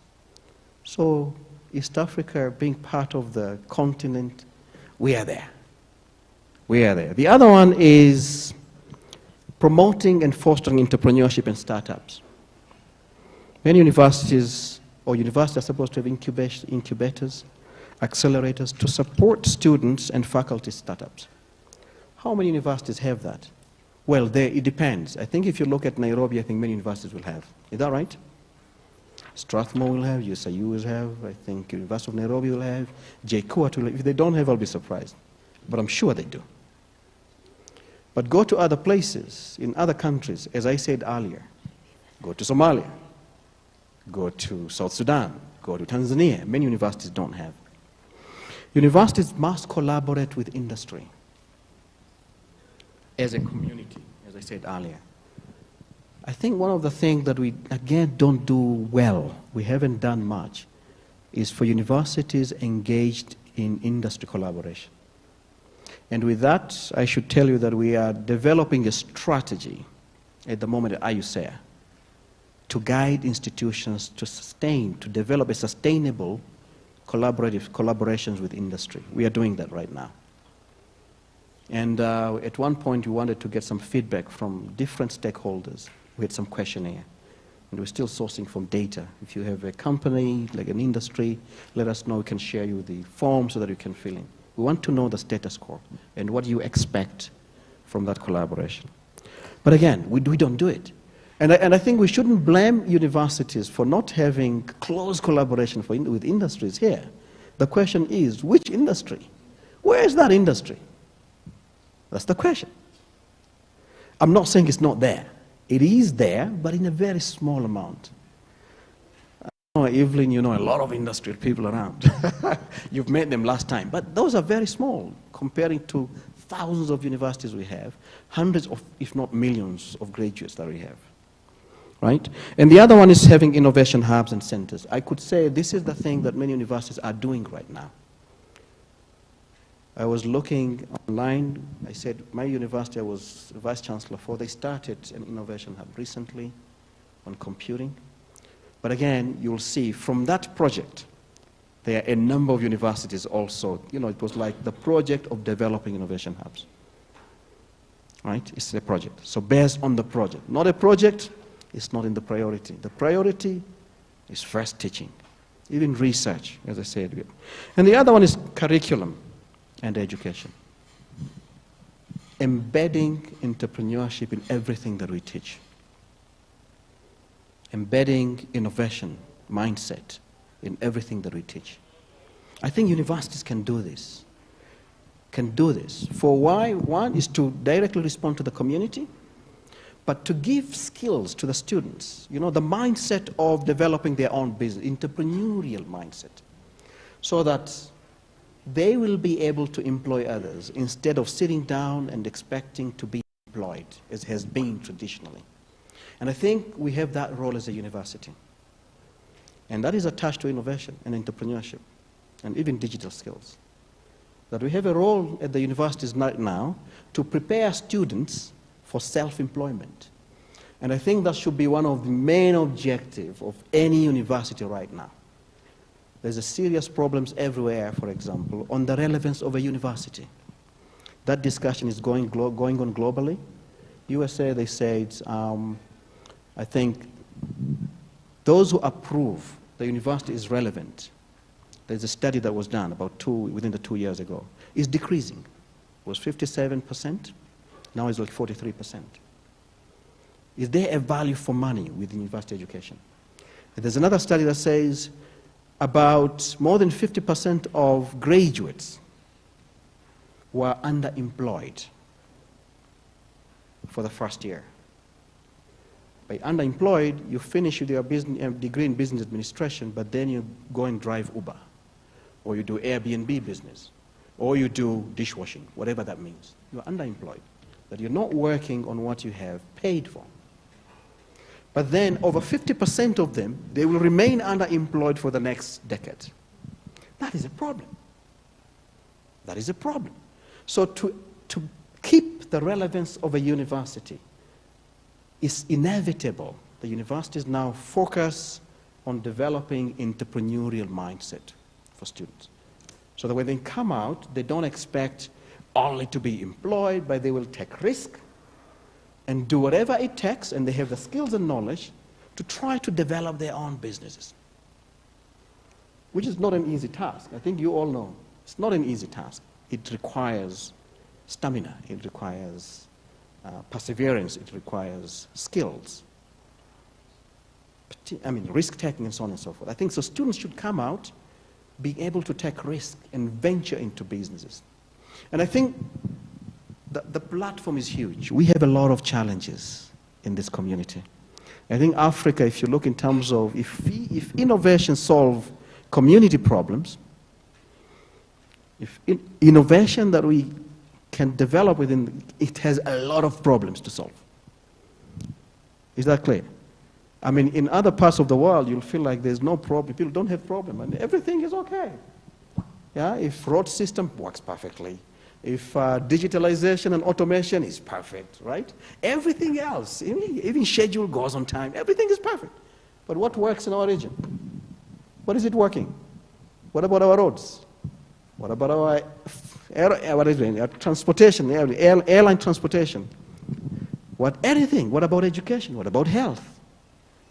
What about agriculture? Everything, everywhere requires innovations. Everywhere requires innovation. So not only we have a role, but I think there are a lot of opportunities. What we require, I think, and I appreciate here GIZ in concluding, we require partnership. We require partnership with the people who have more knowledge, more experience, right? And with resources, because one of the setbacks is resources, guys. You don't keep a graduate, say, okay, you start your startup here for 2 years, or he needs to eat. Where do you get that initial funding for him? Are banks ready to do that? Are industry based? So if we have partners like this, at least to create awareness, build capacity. Build capacity. And by building capacity, what we do with these skills is good. It's good, but I think it's a good starting point. There's a lot to be done. And being biased from where I come from universities, I believe if we build capacity at the universities and we build guiding principles, and these are accepted and bought in within the universities, to create programs, particularly focusing on building entrepreneurial and innovative mindset. And I think that's important. That's going to live together. In a way, we need to change the mindset and culture within our academic institutions. Once we are able to do that, for the next many years, you know, kids will go there, they will get that knowledge. They will get that knowledge, and possibly we'll be able to transform all our region, all our countries through innovations in higher education systems. Ladies and gentlemen, that's all I wanted to share with you. Thank you very much. Thank you very much, Professor. That's a very, very good presentation and a challenge. And for me, the challenge that really stood out was it's urgent and it's needed and it's time for academia to understand the communities that are around them and to respond to those communities. Otherwise, to look for innovation that is outside of the community will actually lead to less relevance of these academic institutions. And so, thank you very much for those remarks, and thank you very much for making the time, even with the short notice. Really appreciate. And I think they were probably just saying, he's a professor. He can just do it off the cuff. Yeah? Yeah. And you guys will have been careful. You know, when you give a professor a short notice, he can show up with a cat. And it can be a pop quiz. So, and he did. He has shown up with a challenge. So if you're in the university, if you're in academia, and indeed, even if you are in innovation, innovation is irrelevant if it is not solving problems that are within the community that is around you. Ladies and gentlemen, we are proceeding on with our program, and I'd like to update us just in terms of timelines. We are running a little behind schedule, and so in terms of just our timelines, how are your stomachs feeling? Because I'd like to request that we take our tea break after the next two activities.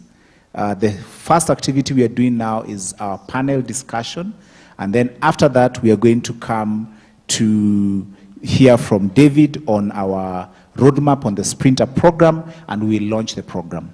And then we'll take our tea break after the launch of the program. How does that sound? Sounds okay or sounds bad?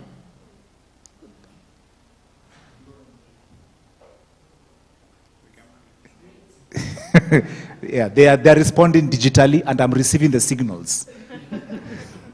All right, ladies and gentlemen, let's do our panel. So let me ask our technical team to help me put the chairs in front. As I invite Mika Shako from Savo Labs, who's going to be our moderator, to join me here. So let's put our chairs, technical team. Technical team, we will need 6 chairs on stage. Okay, so Mika Shako, please join me. He's our moderator today and works with Savo Labs. In our panel, we are going to be talking about strengthening the role of private sector to drive innovation and research.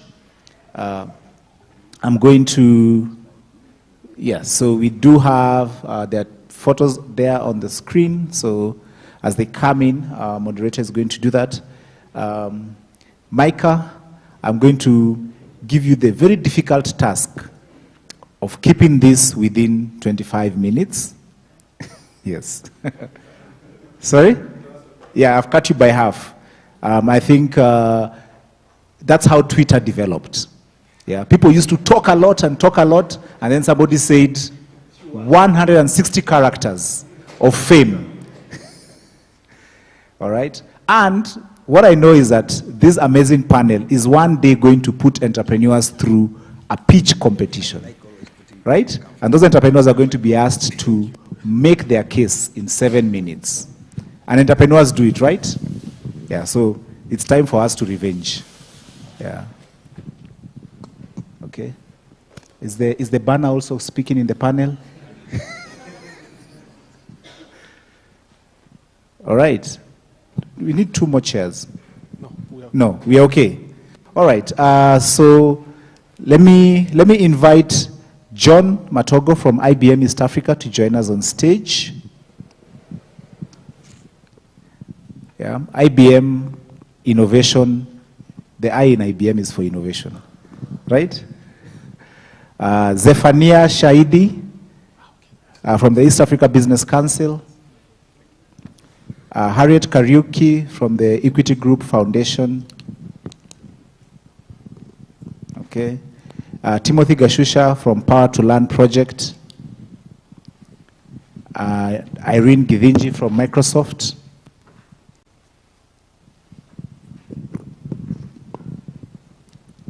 No. Okay. All right. So Micah, it seems like 25 minutes is going to be more than enough. Try and hit the key points. All right, very good. This is your moment of X fame.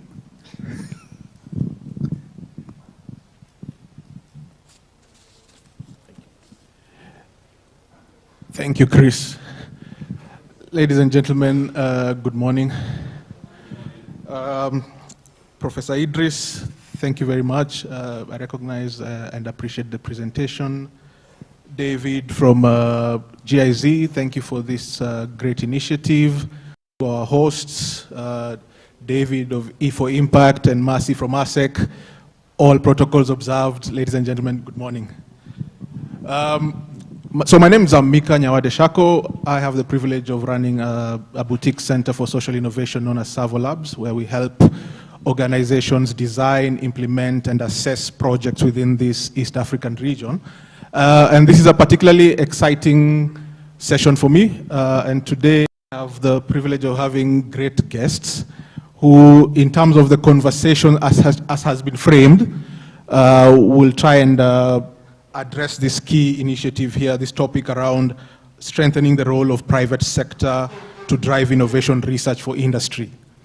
There's a gentleman called Alfred North Whitehead, who said universities create the future, right?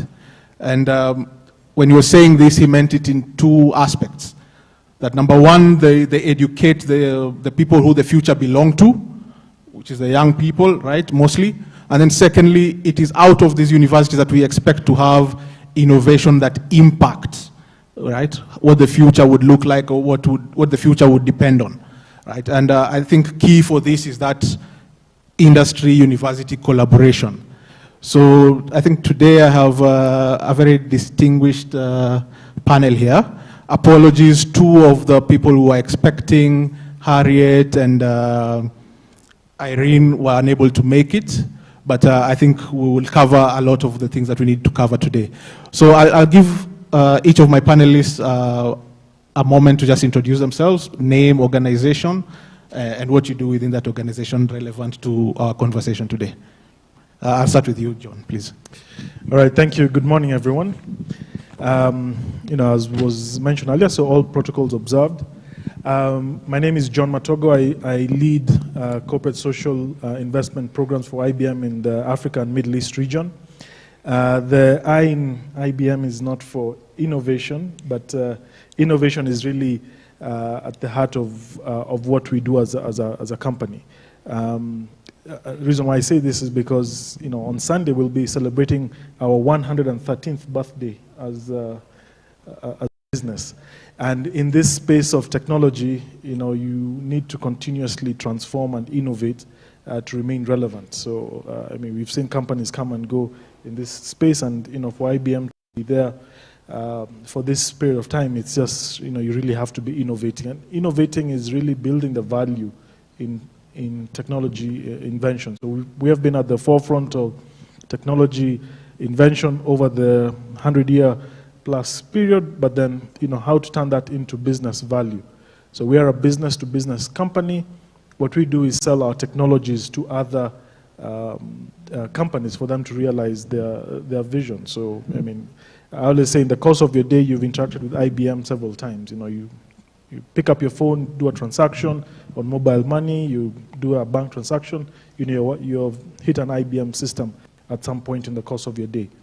In terms of academic collaboration, this is something that we've been doing since the 1940s. So the first computer system, the Mark I, that was an innovation between IBM and some of our academic partners in the US. And this is something that, traditionally and going forward, we'll continue working very closely. And as we continue with the discussion today, I will share a few more pointers on how we do that. Thank you. Thank you. Good morning. Once again, I'm Zephaniah Shahidi. I'm heading the Department of Membership and Business Development at East African Business Council.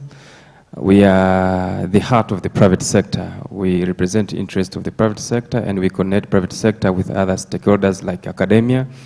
And innovation has been part of our DNA since we are representing the private sector. So we've been working with the Inter-University Council and other development partners like GIZ for so long on this area of APP, academic, public, and private sector partnership.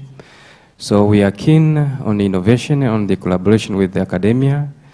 And yeah, I'll share more insights as we move on. Thank you. Good morning. Good morning. Good morning. All right, turn to your neighbor and say good morning. All right, okay. At least we are alive and awake. So my name is Timothy Gashusha. I work with an entity called Powerland Project. Not Power to Learn, it had been written Power to Learn. But yeah, we are enabling people to be able to learn. So Powerland Project is an impact organization. We started our work here in Kenya, and we have now grown to Tanzania, Nigeria, South Africa, and Zambia. And we also are serving other young people across the continent in about 33 countries. Our core work is exactly this, to be able to build digital skills capacity for young people across the continent.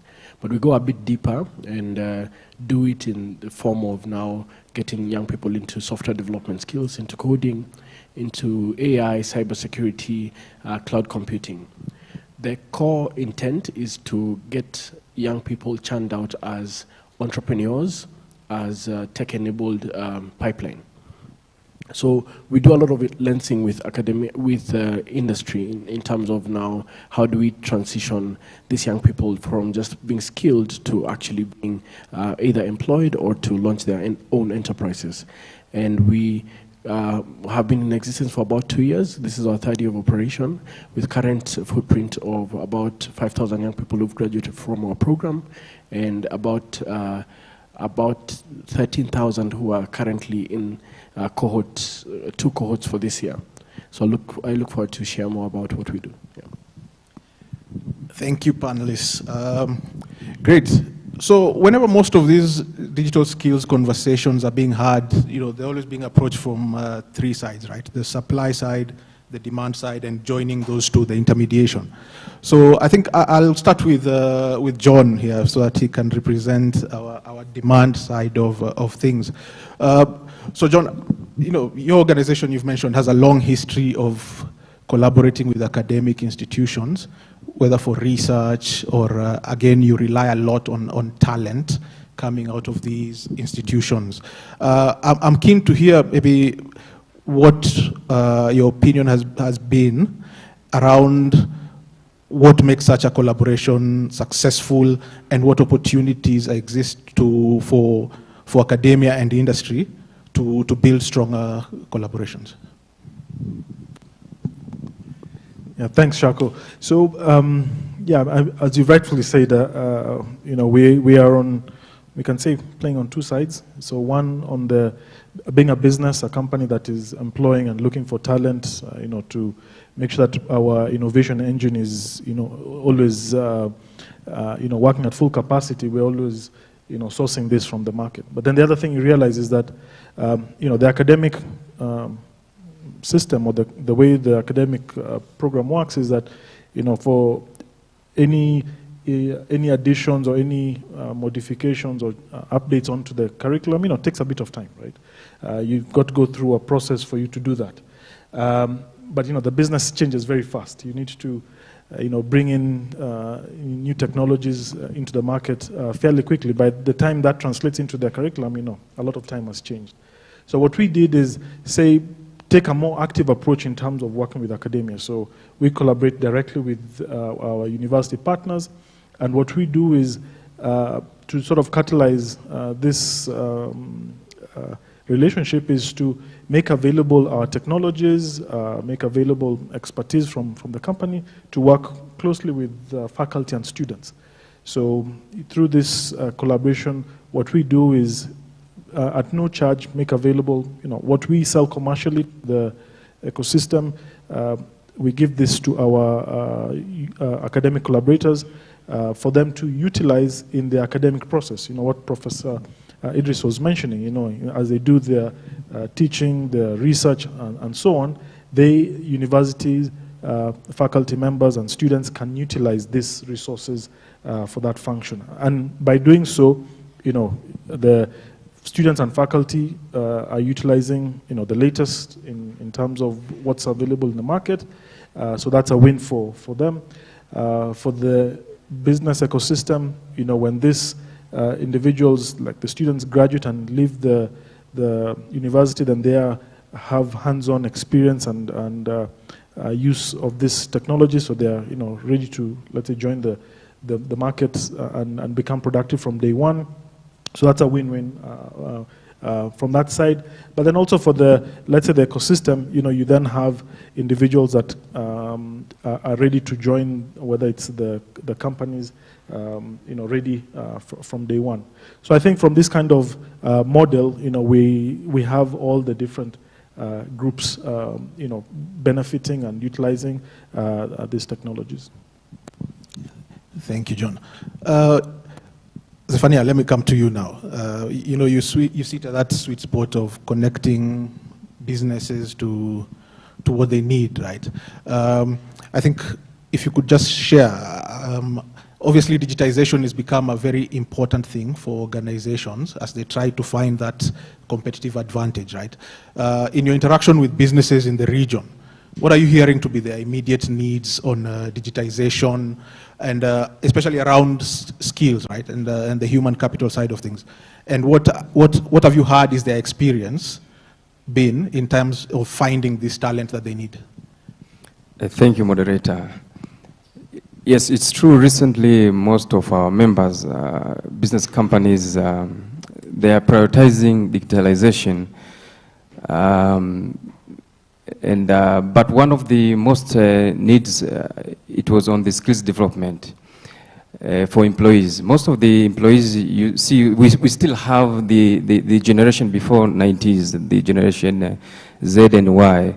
So you find most of employees, they are still struggling to adapt with the evolving need of the digital technology. So there's a lot of need for skills development for employees, especially those whom were born before the technology, comparing to the current generation Alpha. They are more conversant because they were born during the digital era. So there's still a lot of requirement for industries and employees in terms of keeping up them to the speed of the evolving of the technology. We have seen in a few years ago, we didn't have ChatGPT and so on, but now we have it. So these technologies, they evolve so fast. We need we really need, our members really need the skills development, continuous training, continuous capacity building for our employees. The second one is on automation and digitalization of our operation. Most of our members, as I interact with them, they really require the need to to make their processes, to automate their processes or digitalizing their processes. Even from our side as EABC, we are now currently working with the local company in Kenya called Tectona, and I've seen Donald is over there. We are working together on operationalizing our daily operations. Everything we are doing, we want to put it taking advantage of digital technology. So coming up with the systems that will digitalize our operations. So that is the second need for most of the companies. Most of, even SMEs, they want to use the CRMs and other system to make their work more competitive. And lastly, most of the companies need to make data-driven decisions. So using analytical tools. So that is one of most of the requirement from our members. They want to make decision not based on facts, so they want to take advantage of using digital analysis tools, which will make them to make an informed decision based on the data. And on the part of the experience, one of the notable experience was on the challenge of transforming, like changing, adapting new ways. That has been a real challenge. Even I want to give example, in 2019, we purchased one of the CRM at our office, but it has become a real challenge, especially for the generation Y and Z to adapt to new ways. You see, you have a CRM, but every time you write down, you have your notebook, you just want to write down, while you have the system where you can put your notes and it can remind you that there's this task, there's this task. But you see, most of people, even among ourselves, we can evaluate ourselves. You see, everyone is working with a notebook, but you can have a CRM which gives you notification even on your phone. So transforming, changing that culture from paperwork to adapting to digital technology, it has been a challenging experience that most of them, they've been facing. Yeah. Thank you very much, Zephaniah. Tim, let me come to you now. You've heard from John in terms of what they're doing on the demand side. Zephaniah here has tried to give us a basis around what the experience is out there in terms of connecting these two people. I think from your side, where you're part of the team that is involved in imparting such skills to young people, right? Please maybe elaborate on how you're approaching that important aspect of giving them the right skills that will facilitate their quick transition into employment or to find value directly with what some of the industry people are needing from beneficiaries of programs like yourself and DigiSkills here.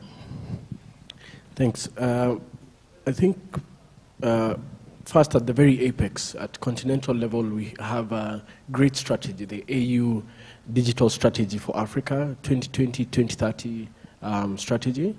And the work of that strategy was really to embed how can you quickly have the Africa position for the fourth industrial revolution. And now we are even moving much faster, and perhaps in maybe by next year or a few years, we'll be hearing about the fifth industrial revolution. So I think we've come from a point where the first, second, and third industrial revolutions, Africa was not able to play at an equal playing field with the rest of the world.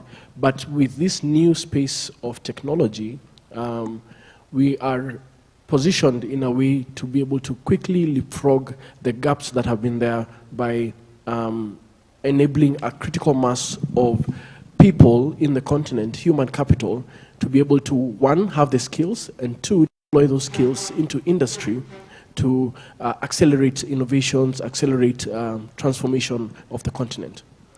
From a lens of how do you catalyze these skills into the job market, I think two key things are very, very critical. One, the first key thing is to have adaptable curriculums. Conventionally, the university framework has been, you're doing your 4-year degree, and you have to do the 4-year degree for you to get that certificate and then be placed into the industry. We are flipping that model by programs like this, where we're looking at how do you have a flipped classroom model, have rapid industry alignment with the flexibility of a curricula that is able to adapt to the agility of the market. So, for example, what we do at Powerland Project is we do curriculum reviews with industry stakeholders. After every 5 months, we do a curriculum review. So we invite Microsoft, IBMs, we haven't invited IBM yet, but we invite different stakeholders, Safaricom and the like, because we're based off of Kenya, but we also have a program across the continent. And we do a quick review of where is the in-demand areas that the industry is looking at. What are these role-based skills that are required by the industry now? right now a lot of the conversations around AI, how do you have then a quick turnaround of getting people to be skilled into these deep tech skills so that they're better positioned to adapt into the market? And what I like about digital skills or technology skills in general is that it's perhaps one of the only few skills that you require to be globally competitive. If I am a lawyer and I'm practicing here in Kenya, if I need to go to the UK, I have to have a whole other framework before I can be able to practice in the UK. If I'm a doctor, same model. Even our nurses who come here from Kenya to go to other countries, they have to go through some other programs. But with tech, this is the beauty of it is that you can actually work for any industry, any country, any company across the world. So what we've been able to do is we've been able to forge industry partnerships. So we forge these partnerships with chambers of commerce, for example, so that we are able to place this talent that is skilled. We do a program for about 4 months. So within 4 months, you're able to learn core competencies that can be able to place you into a particular role that the industry is looking at. The other key thing that we are also now doing is restructuring how do you actually enable the industry to get the skills that they're looking for. So this is more of a predictive model, and we are trying this out with Equity Bank through the Equity Leaders Program, where we are skilling about 100 young people who will be all of them will be transitioned into equity pipelines, Equity Bank pipelines, so that they're able to then enable the bank to move its digitization agenda to the next level. So I think a core role is to really continually have industry academia engagement where you have roundtables, bring together stakeholders, look at, say, IBM, what is the strategy for IBM for the next 5 years? How do we skill now a pipeline to feed into that pipeline that IBM is looking for? If right now, say, Safaricom is looking at becoming, I know Safaricom is looking at becoming a full technology company rather than just a telco. How do you have a pipeline of talent that is skilled now to enable Safaricom to align to the AI engineers that they require, to align to the blockchain technologies that they might be integrating into M-Pesa, to start thinking about how do you sense the future now. There's an interesting entity called the Presensing Institute by Otto Scharmer, and they he talks about how do we sense the future now and start innovating towards that future. So theory U is about a curve where this is the emerging future. This is the future of work that we know about. This is the future of industry.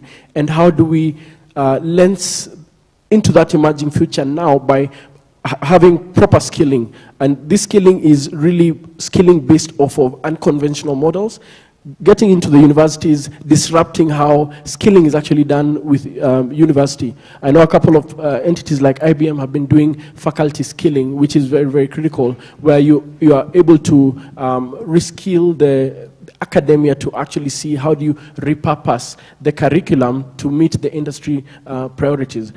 I will finish with one quick example. Recently, just about a month ago, we graduated about 400 young people who we trained with Kilifi County government. And the idea for this was, how do we have a cohort, because our program has been, we deliver fully virtually. So we started a first model of a cohort where we are engaging with a specific grouping of young people in Kilifi County. And the output of it was that by the time they were graduating, which is about a month ago, we already had the top 50 placed. This was a cohort of about 400. We got the top 50 placed immediately into local corporates in Kilifi County. We also got about 50 who are now being placed into the county departments to help digitization of the county departments or the county priorities. Then we have a number about, I think about 30 who are really, really great startups, and what we're doing is that we are now supporting them to be able to be accelerated and preparing them for investment readiness, because they are pretty much early stage startups. They are innovators that that are now coming out to solve challenges within their context. So that model of adaptability or flexibility of typical curriculums to look at how do you actually enable to unlock a pipeline that is ready for the market, the in-demand model. I think that's what will be able to move us from the conventional way of skilling without necessarily aligning to the industry. Thank you, Tim. John, allow me to circle back now. I think Tim has raised an important point around the pipeline, right? And if I heard you correctly, more than 80 years of successful collaboration with academia for IBM. And again, you've done these different parts of the world, right? I wonder whether there's any best practices that stand out for you that you might want to share with us here around how that mutually beneficial pipeline can be strengthened and grown as we move towards maybe, again, someone raised a good point here. We're moving from 4th to the 5th generation. How can we be better prepared for that? Okay, interesting question, and also opportunity for me to reflect, because I've been doing this maybe now for close to 10 years. I think in terms of what we do for the collaboration, I would say some of the things that have been instrumental in making sure that the collaborations have been effective is, alignment in terms of interests, right? I mean, everyone comes from a point of view of interest. We as a commercial company, why do we want to make this collaboration work? And then also look at it from the point of view of our partners from academia, what is the benefit that they would get from this kind of collaboration? So I think alignment on that is something that has been instrumental, like I was mentioning before. I mean, from the university perspective, I mean, most of you being from academia always get this message coming from industry that, what you are giving out or maybe are talent that is not yet ready for the market. So hearing that, we say, okay, what can we then do to try and fix that? So we, actively then reach out, let's work and collaborate with academia to make sure that you have access to the same technologies that are being used by industry commercially, so that we bridge that gap. So I think alignment on that. The other thing I would say is working with champions. So within the academic community, you identify, we call them single point of contacts, or individuals who are championing this kind of engagement. So we, working with them, then make sure that we strengthen this collaboration, identifying this common interest and ways in which that we can bridge this. So, I mean, we are through, so I'll mention from IBM. So we have the program called Skills Build, which is our flagship program for providing collaboration with academia. And through that, we provide access to all the learning on new and emerging technologies. So, colleagues have mentioned, artificial intelligence, talked about cloud computing and so on. And the reason why we do this is because, things are changing very fast. I mean, you're talking about artificial intelligence now, but even within artificial intelligence, in the last 15 months or so, generative AI is the big topic that everybody's been discussing. And even with that, what are the skills that are in demand in the industry now? And if you look at prompt engineering, this is maybe a term that was not being used until a few months ago. So this is a skill that is now in demand. Someone's talked about a tool like ChatGPT. How effective or how efficient one is able to use it is based on how you're able to prompt that tool to give you the kind of results you're looking for. So, this is a skill that now we then need to go out. And so now we have, for example, through Skills Build, you can go in there and learn about prompt engineering. So this is, one of the ways that we're doing this. The other thing we do is make access to the technology. So we talked about innovation. We talked about the students getting hands-on skills. So, we make available, technologies like IBM Cloud, and I'm sure some of the other partners also do the same thing. So the idea is that as the students are going through their academic journey, and even the faculty members, we are encouraging and promoting innovation, research, so that they're able to, without too many barriers, go ahead and put out these ideas into practice and put them out there. So I would say these are some of the things that we've been doing, and it's been successful. Obviously, there have been some challenges here and there, but as we keep on improving and innovating, that has been going fairly well. The other thing I would say that has been very crucial and is yes, we can do this, university by university, but that's going to take forever. But when you look at partnerships, for example, through IUCA, you are then able to scale this. So we're not just talking about one institution, but now, we are talking about tens or hundreds of institutions that then you're able to provide this value to. And then again, it's back and forth. So just to call out, this is the kind of collaboration with our UCA. We're now building on that and looking to go that across the region, and then also building on models that have worked very well. And at this point, just to mention, through the collaboration with GIZ, EABC, we've had a good collaboration with the Senate, which is the center at Nelson Mandela in Tanzania. So we're able to use this, let's say, good models or showcase of successes, and then now we're looking to do this at a much larger scale. Thank you, John. Gentlemen, I'll give you maybe a minute each to give us your parting shots, right?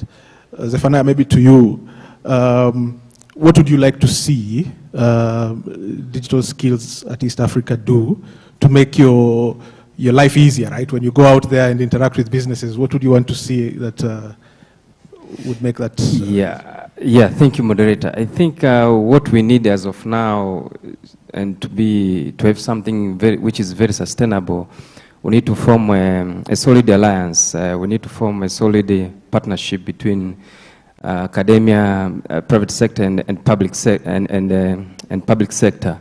And this should be like a formal alliance between these three partners, and to make it sustainable, every partner should contribute to it. And it's very easy because it doesn't necessarily need a lot of funds. I think every partner can contribute. Universities can contribute by giving the students, and industry can contribute by giving a laboratory. Let's say IBM can contribute by giving some facilitation. So I think the three, if we work together and form a very solid, structured, and not something like something formal.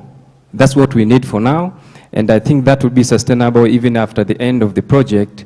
That will be one of the best results from the GIZ discourse, and I think that's what we really need from them, for them to at the end of the project, to make sure that they help us to have this solid and formal partnership between the academic, public, and private sector. Yeah. Thank you. Tim, please, your thoughts around how maybe you think private sector can help you better serve them, right, in terms of giving them the right talent. One of the things that we are doing is, and I think it's easily adaptable, is being able to engage private sector from a point of easy entry. So a lot of companies now are putting in innovation frameworks within their organizations. So you find like NMB in Tanzania have an NMB innovation hub. You find Safaricom has its own innovation hub. So you find different partners are putting in some methodology of trying to accelerate innovation within the companies.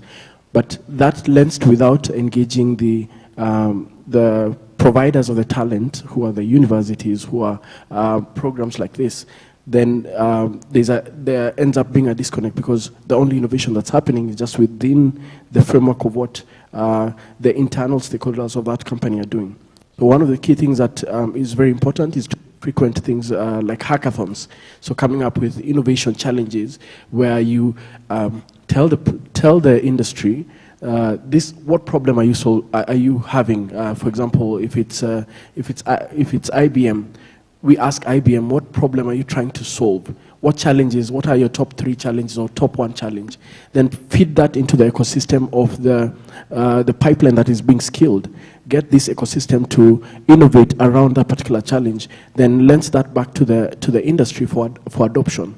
So get teams, get the top innovators to be adopted by the entities. So I think the model of continuous interface is what would then be able to accelerate the innovation pipeline from industry and academia. Thank you.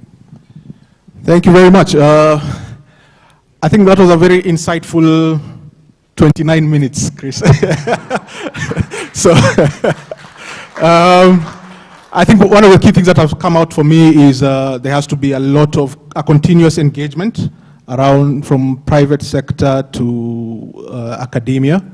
A key thing again that has stood out for me is what John mentioned. How do we scale these things, right? And I think this collaboration with ICUEA is great.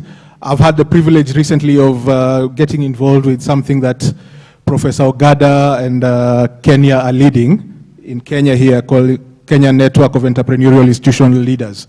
I think that is also an amazing model that maybe can be studied as part of this great initiative.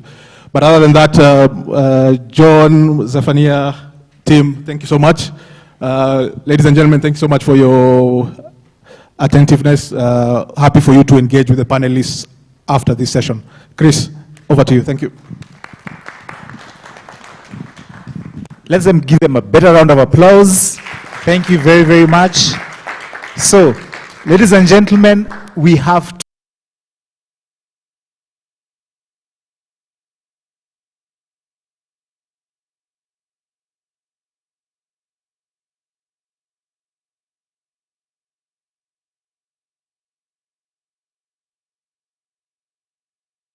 had very good ground in setting the stage and having a conversation around what we are here about, the digital skills program. We've had an overview of the gaps that were identified. We've had a keynote from Professor Idris on the need for contextually relevant innovation for the communities. And we've had a panel that has said, we are in the industry, this is what we need. That have said, this is what we've been helping young people to develop, and this is where we are going. Ladies and gentlemen, we have no choice. We have to launch this program, and we have to launch it now. Otherwise, if we don't do that, we'll have done a disservice to every single person who has come and spoken here before, and we'll have done a disservice to the entrepreneurs who are here, eagerly waiting to see what is this thing all about.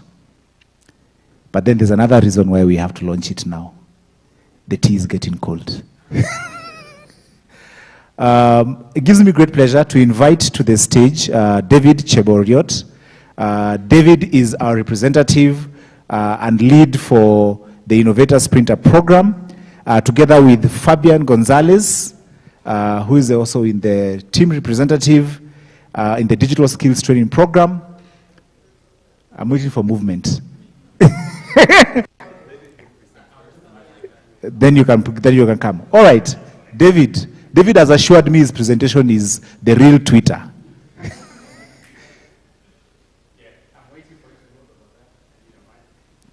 We are not giving you a mic, David, because no, there's a microphone.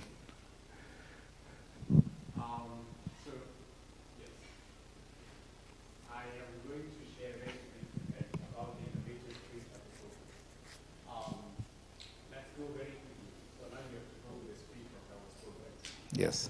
Yeah. So this component, the Innovators Printer program, right? It's around training and equipping young innovators.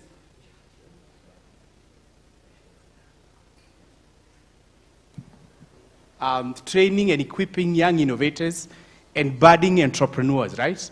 At universities across the 7 EAC. And we actually did not limit it to universities. We actually said to all institutions of higher learning. Within the EAC, right?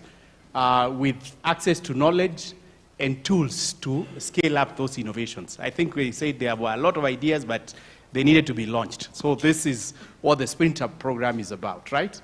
Let's go, and these are partners that are implementing it, right? So ASEC as lead, we have E4 Impact, Aclis, Connector, Next Hub, and Sinolu Hub in Congo DRC. Those are the partners that are, let's say, implementing this. And we have, let's say, 3 work packages that are critical for this, where those innovators will benefit from. So the first one is the capacity building and training. I think when Bernadette was presenting, she indicated the areas which those innovators said they needed skills on, to be skilled on. So design thinking, business model, issues around tax and business compliance, go-to-market strategy, market validation, IP rights, I think someone spoke about that, and commercializing that research that is coming out from the universities. Investment readiness, raising funding, they indicated that, and the issues around business sustainability and financial models, or financial modeling really for raising investments. Next. Then the second work package is around mentorship and coaching. This is really critical. And on mentorship, we are bringing experts, successful entrepreneurs in those different value chains and innovations, tech innovations that the innovators have, to really mentor and show those innovators how they did it to succeed. So that's what mentorship is about. And then coaching is really the practical application of the training that we're going to provide and the business and assignments that we're going to give to those innovators. And then there is peer-to-peer networking, the coaching, and the mentorship. Then we're doing the linkages to the East Africa innovation ecosystem. We really want to link that innovation ecosystem, the 7 countries that we are working with, right? So we have innovation ecosystem exchange meetings. We have the cross-border innovation study tours. So we want to take innovators from one country to another country. I think someone spoke about the fact that certain ecosystems, like maybe Nairobi, is much more advanced than in Congo or South Sudan, for example. But we think that if we bring those innovators, they will see something different, right? So that's what the study tour is going to do. And then the regional scaling of innovations. We want these innovators to start working together and become a way in which one innovator can scale their innovation to another country, right? That will really help. So that's what we want to do on that, right? And you can see here, when we did the applications, we have actually, just to show that the need and the demand of this program, right? We got like 1,666 applications. So those are people who applied for the program. And they have innovations across these different value chains. So agri, blue economy, infrastructure, health and life sciences, space science and technology, clothing, food and beverage, and all the others. And they needed to meet that eligibility criteria, right? They needed to be resident among the 7 EAC states. They needed to be early stage innovators. They needed to be youth, right? And we defined the youth bracket.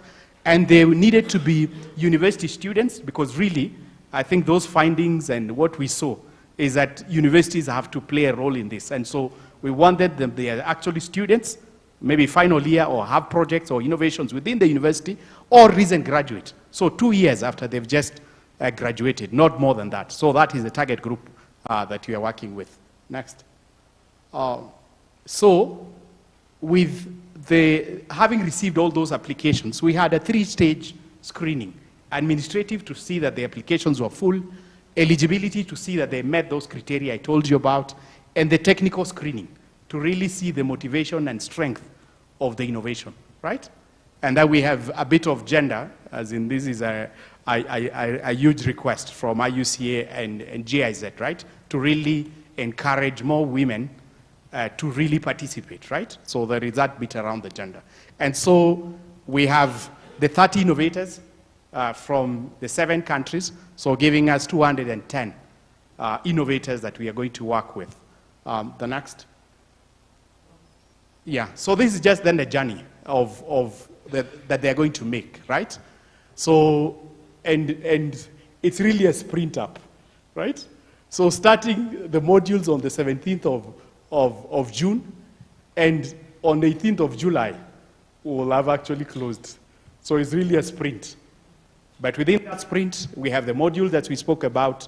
There's the coaching, there's the mentorship, and then at the end there, we'll have an investor demo day for some of them, it will be actually a first time that they're meeting with investors to actually present their ideas. And graduation, and we begin then the study tour.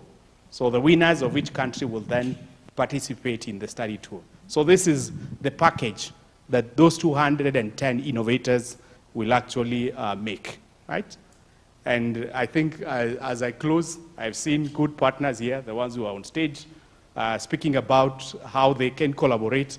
We are calling you, IBM, everyone else, right, to really work with us to make sure that this dream that we have is realized, right? Thank you so much, Fabian. Fabian, we have a statement in our Swahili culture.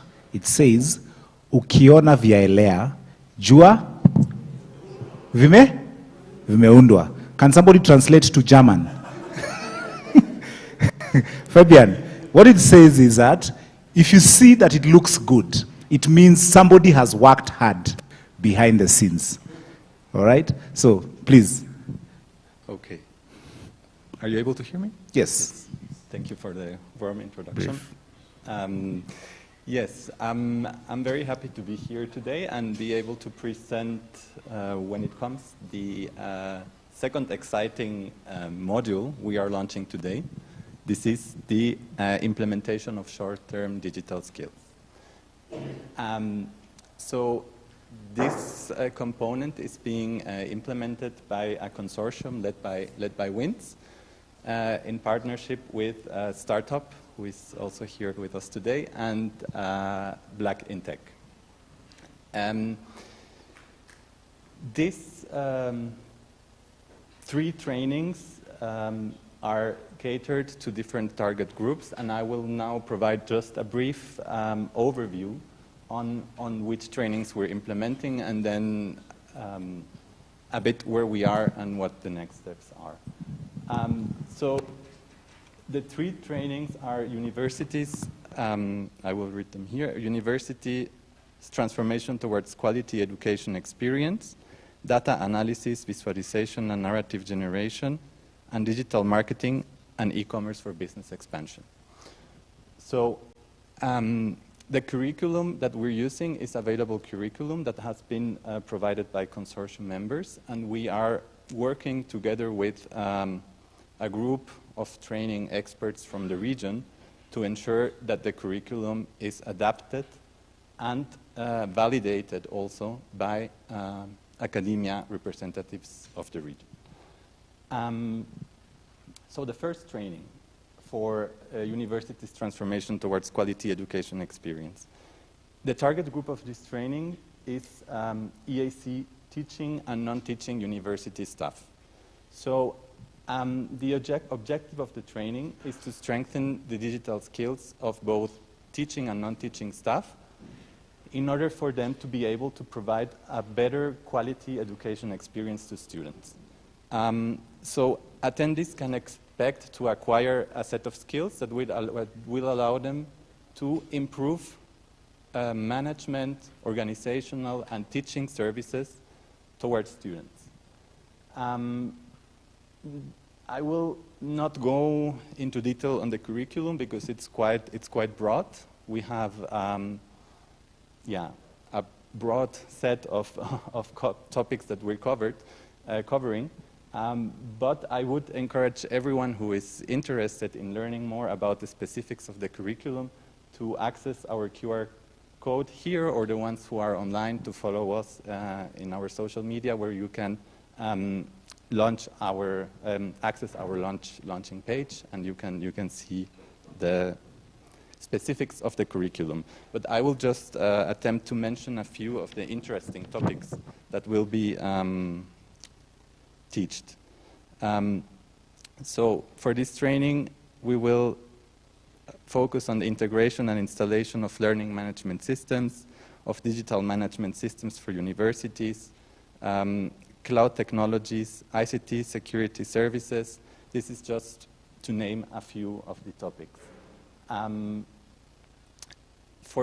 Because we have such a homogeneous participants covering teaching and non-teaching staff, we have come with a solution that we will be offering specific modules that participants can access or can learn based on their interests and possibly also roles in the universities.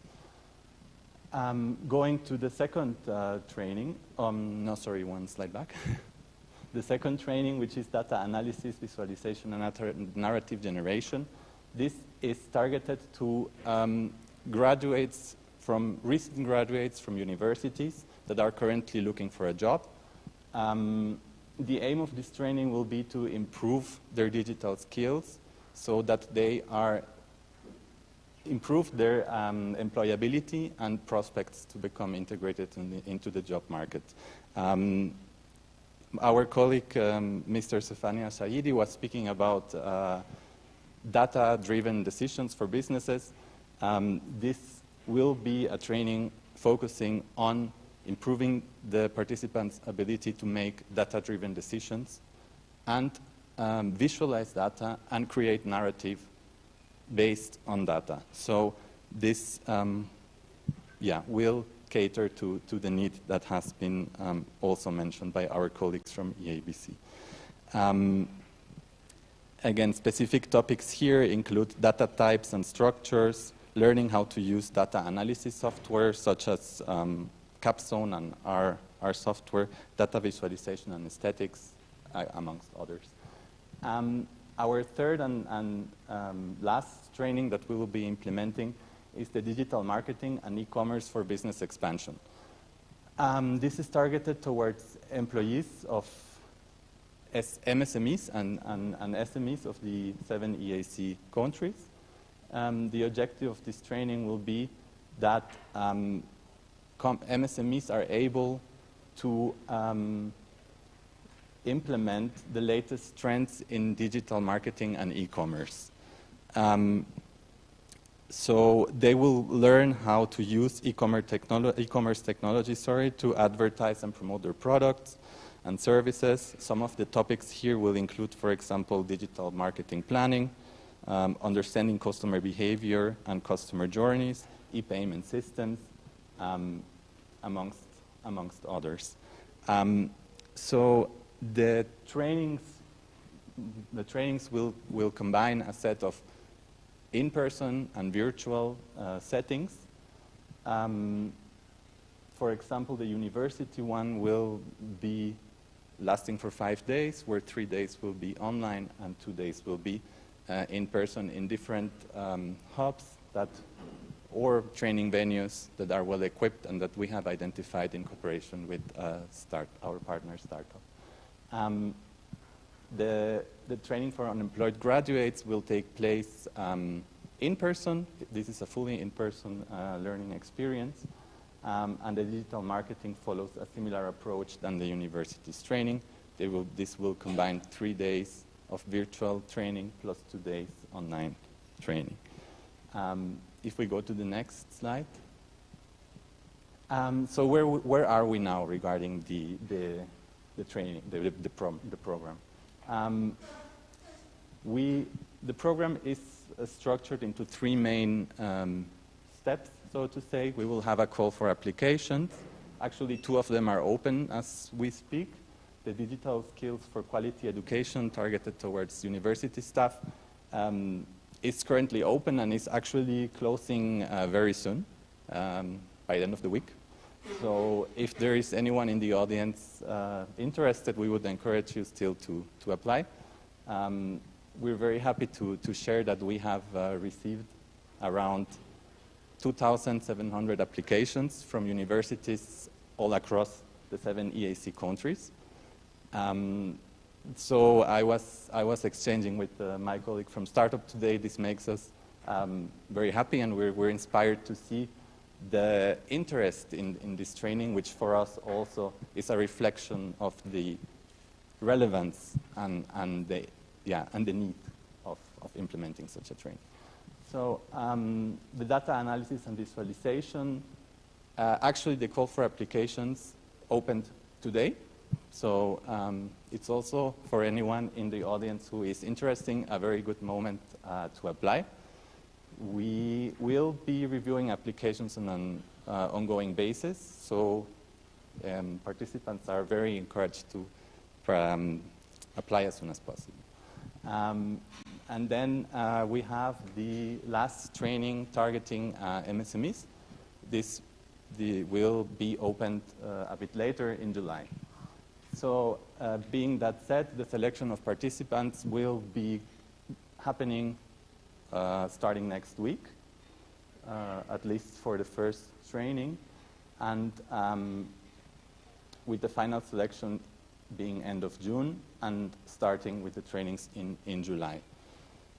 For the data analysis and visualization, we will select the participants beginning of July, and the training starts in July also. The digital marketing and e-commerce takes place a bit later, beginning of August for the selection, and then the training also in August. The training dates vary a bit from country to country. So again, I would encourage you to follow us on social media or access our launch page in order to see a bit with more detail the exact starting dates. With that said, I conclude saying that we are very excited to receive all your applications or all and look forward for the implementation of the trainings. Thank you very much.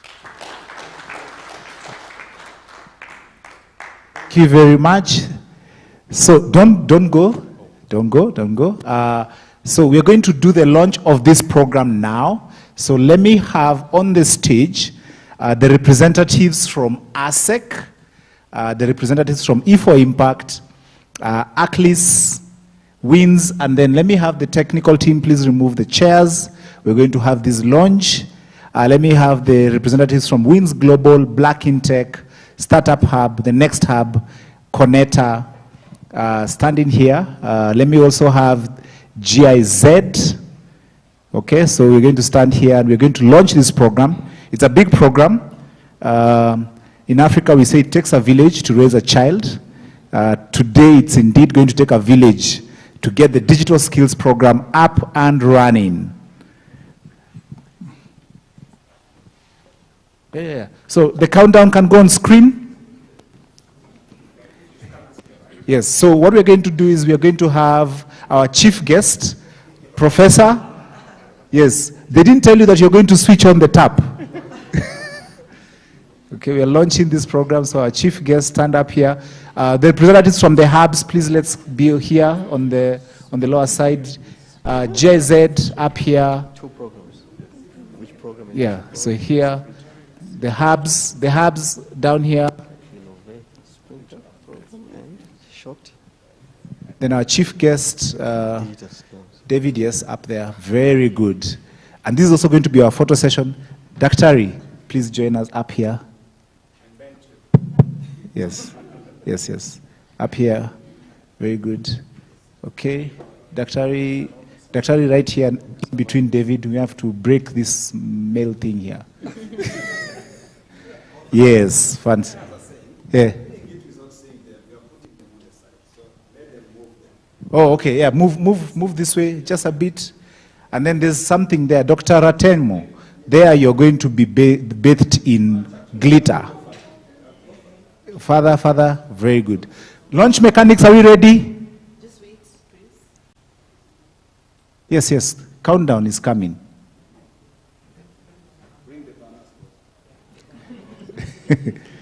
Yes, it's our moment of fame. Yeah, we normally say we teach entrepreneurs to embrace fame. Entrepreneurs in Africa sometimes are very shy, and yet they need to be not media shy. They need to be media. What is it called? Media happy. Very good. So, are you happy? Okay. If you guys can't see that camera, he can't see you. Can you see the camera? Looking fantastic. Yeah, so countdown. And our launch mechanism is ready. Okay, so when the 7, 6, 5, 4, 3, 2, 1. Yay!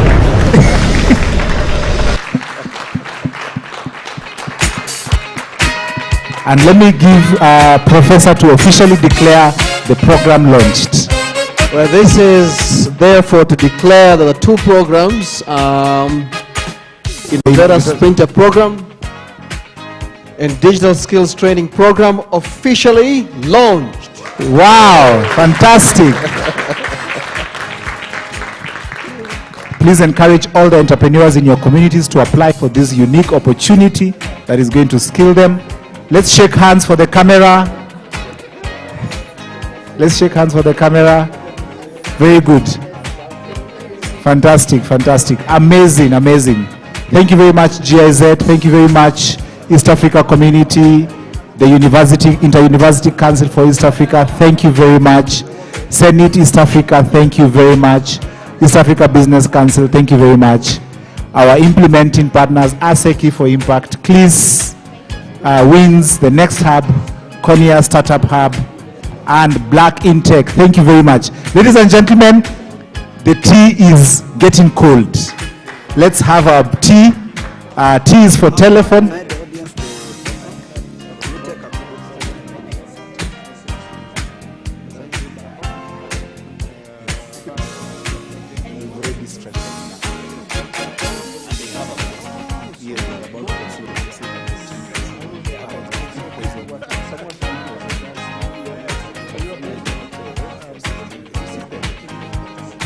Yes, let's grab our tea. Okay, tea break, networking.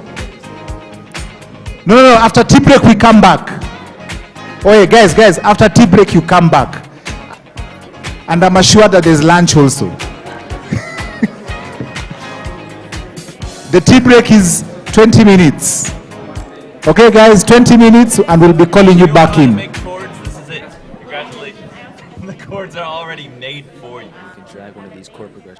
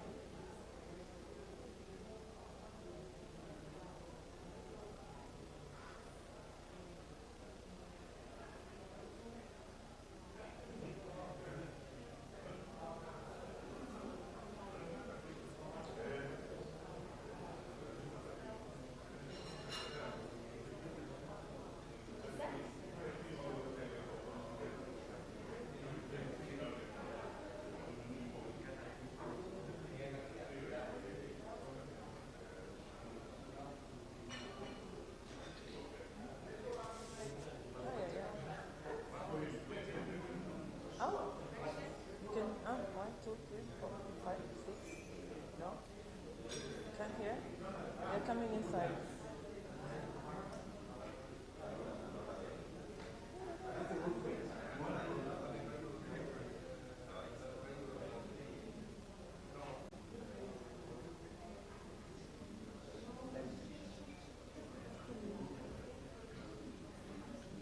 The audience is still small, wait. It's not working? So what do I hold it? No. Not really.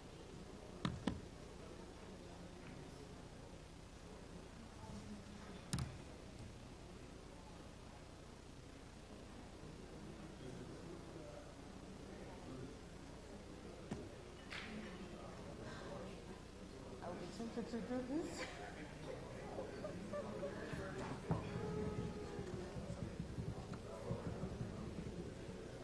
Am I standing on the right?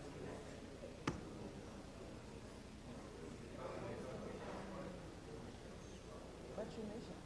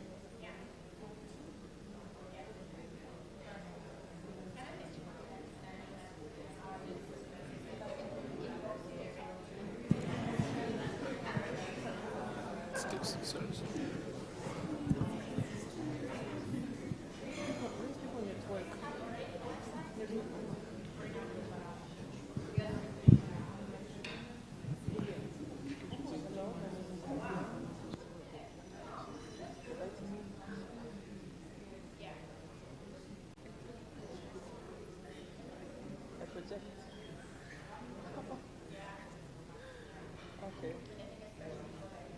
So hello, good morning everyone, and happy to be here today. We're launching interesting programs for the region, for the East African community. My name is Evelyn.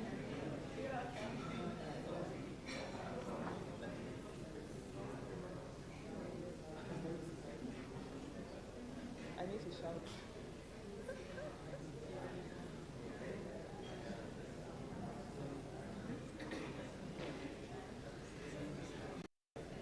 So hello, greetings everyone.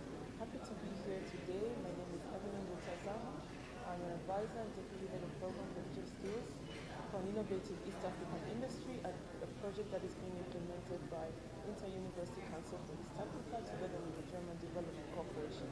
And today we bring together innovators, academia, hubs, together with policy makers of innovation and digital skilling. And we want to be able to foster a collaboration that will help to impact East Africans in the knowledge on digital skills, research, commercialization.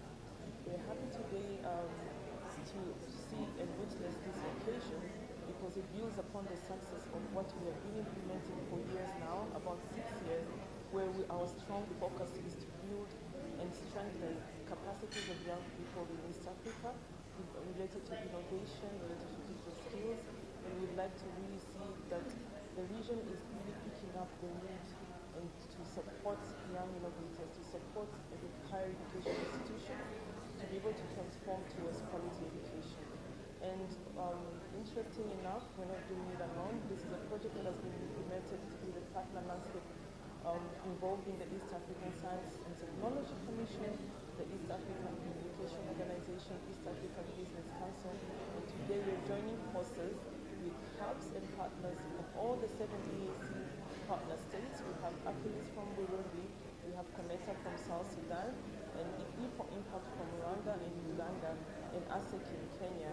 And we also have global partners, means consults, that we're bringing together forces and efforts whereby we will be offering our 8-week intensive training and mentorship, as well as benchmarking and study tours for the target groups that will cut across unemployed graduates, will cut across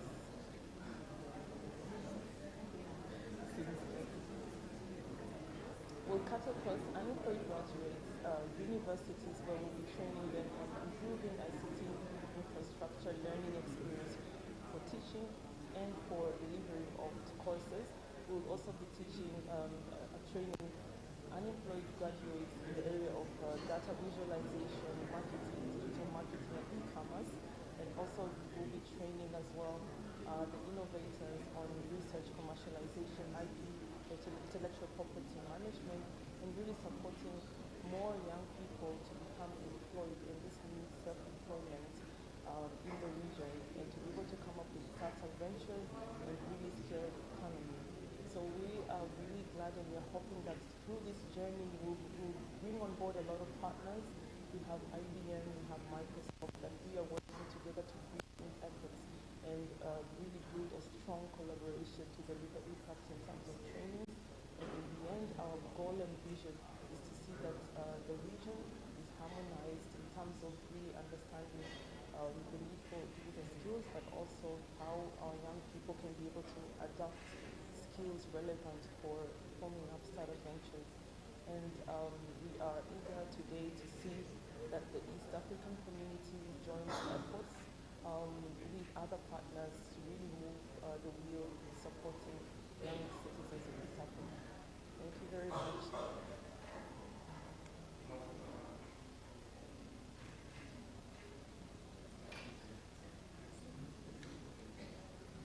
Are you about to go?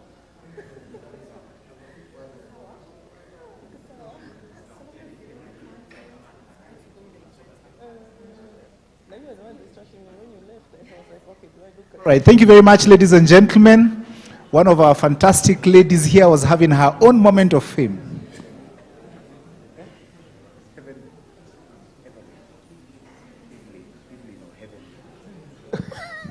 All right, let's have our seats. I'm about to call up the person who's coming to dance for us. Professor, you look like you're the last one in the room. No.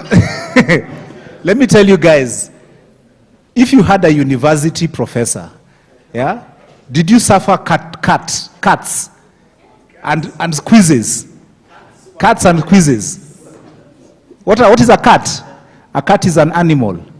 Yes, a nyau. Eh? That animal shows up. It shows up when your professor has gone to a conference. So, right now you guys can imagine that there's some students somewhere sitting for a cat because professor is with us here in Nairobi. So on their behalf, I have to revenge. Okay. Anyway, ladies and gentlemen, we are back, and wow, we have an amazing panel next up. But before the panel goes up, I'm waiting for my technicians. Please put up for us the slide that has the QR code so that anyone who wants to download the report that was presented earlier by Daktari may do so. So if you want to download the report, please go ahead and do so. But right now, we are going to have a fireside chat. Okay? Fireside chats are meant to be hot. Hot, hot, hot. So, ever had the statement, that is a good question? Yeah? Ever had that statement? The QR code is coming. Yeah? So please load up for me the QR code for anyone who wants to download the report. Have you ever had the statement, that is a good question? What does it normally mean?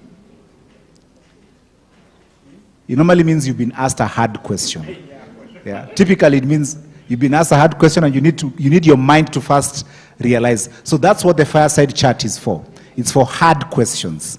So the gentlemen and ladies who are going to come here in front, you have their permission to ask hard questions. All right? Now, you may even choose to ask a question on behalf of a friend. Have you ever asked a question on behalf of a friend? Yeah? Yes, that means you're asking a question that is sensitive, but you don't want it to be known that it is you. So you can ask on behalf of a friend. And that's the essence of a fireside chat. A fireside chat also, the people who are going to come here in front have promised to be honest, candid, and vulnerable. Okay? So, yes, and it's obviously been moderated by our very own Mercy Kimalat, who has promised not to go easy on the panelists. Panelists, are you afraid? If I call names now, you won't come. But I was given your names and your faces. So if you dare not turn up, I will just come back for you. So let's start off with Gatere Libere Sango from Aklis Hub. All right. Very nice. I have to say this. When I was growing up, I wanted hair like that. But, but what I got instead is one like Prof's. The next one is Hausa Lightborn. Might join online, all right. Hausa, are you online? Let's just confirm that Hausa is online. Then there's Louisa Kamau at E4 Impact Uganda, also online or here? Louisa is here, fantastic. And then there's Laura. This is a very nice name, Laura. I will not say it. The last time I pronounced a German name, I had to beg to be paid as MC because they threatened and said, you didn't call our boss nicely. Joseph Mwanyika, or as Google will say it, Joseph Mwanyika. Joseph? Yes. And the hair, I think for you to be on this panel, it has to be the hair. Yeah, it has to be the hair. And then Berry Numbi. Berry? Online? Not make it. And Denaya Dennis. Denaya Dennis. All right, very good. So, Mercy, are you ready for your panel? I'm going to ask my technical team to help me with the QR code.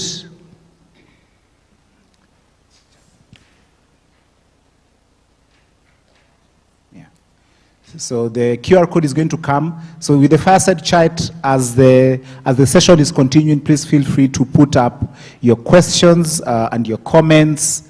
And as I said, it's time for us to have a hot conversation.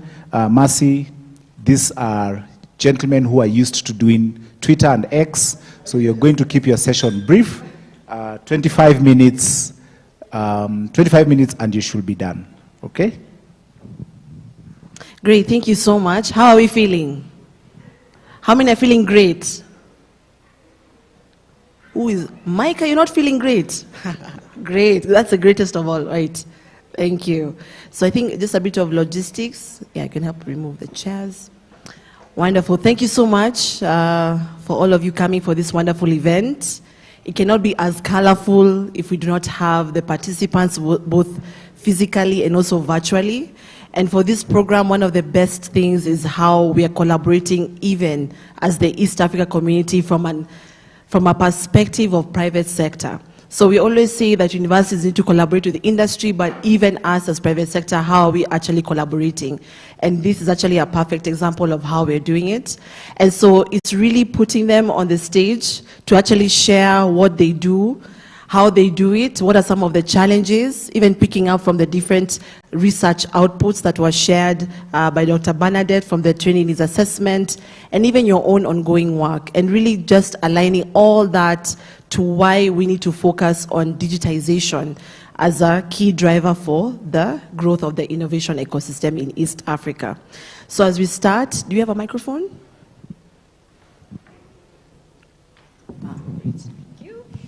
Thank you, Laura. We're sprinting today, yes.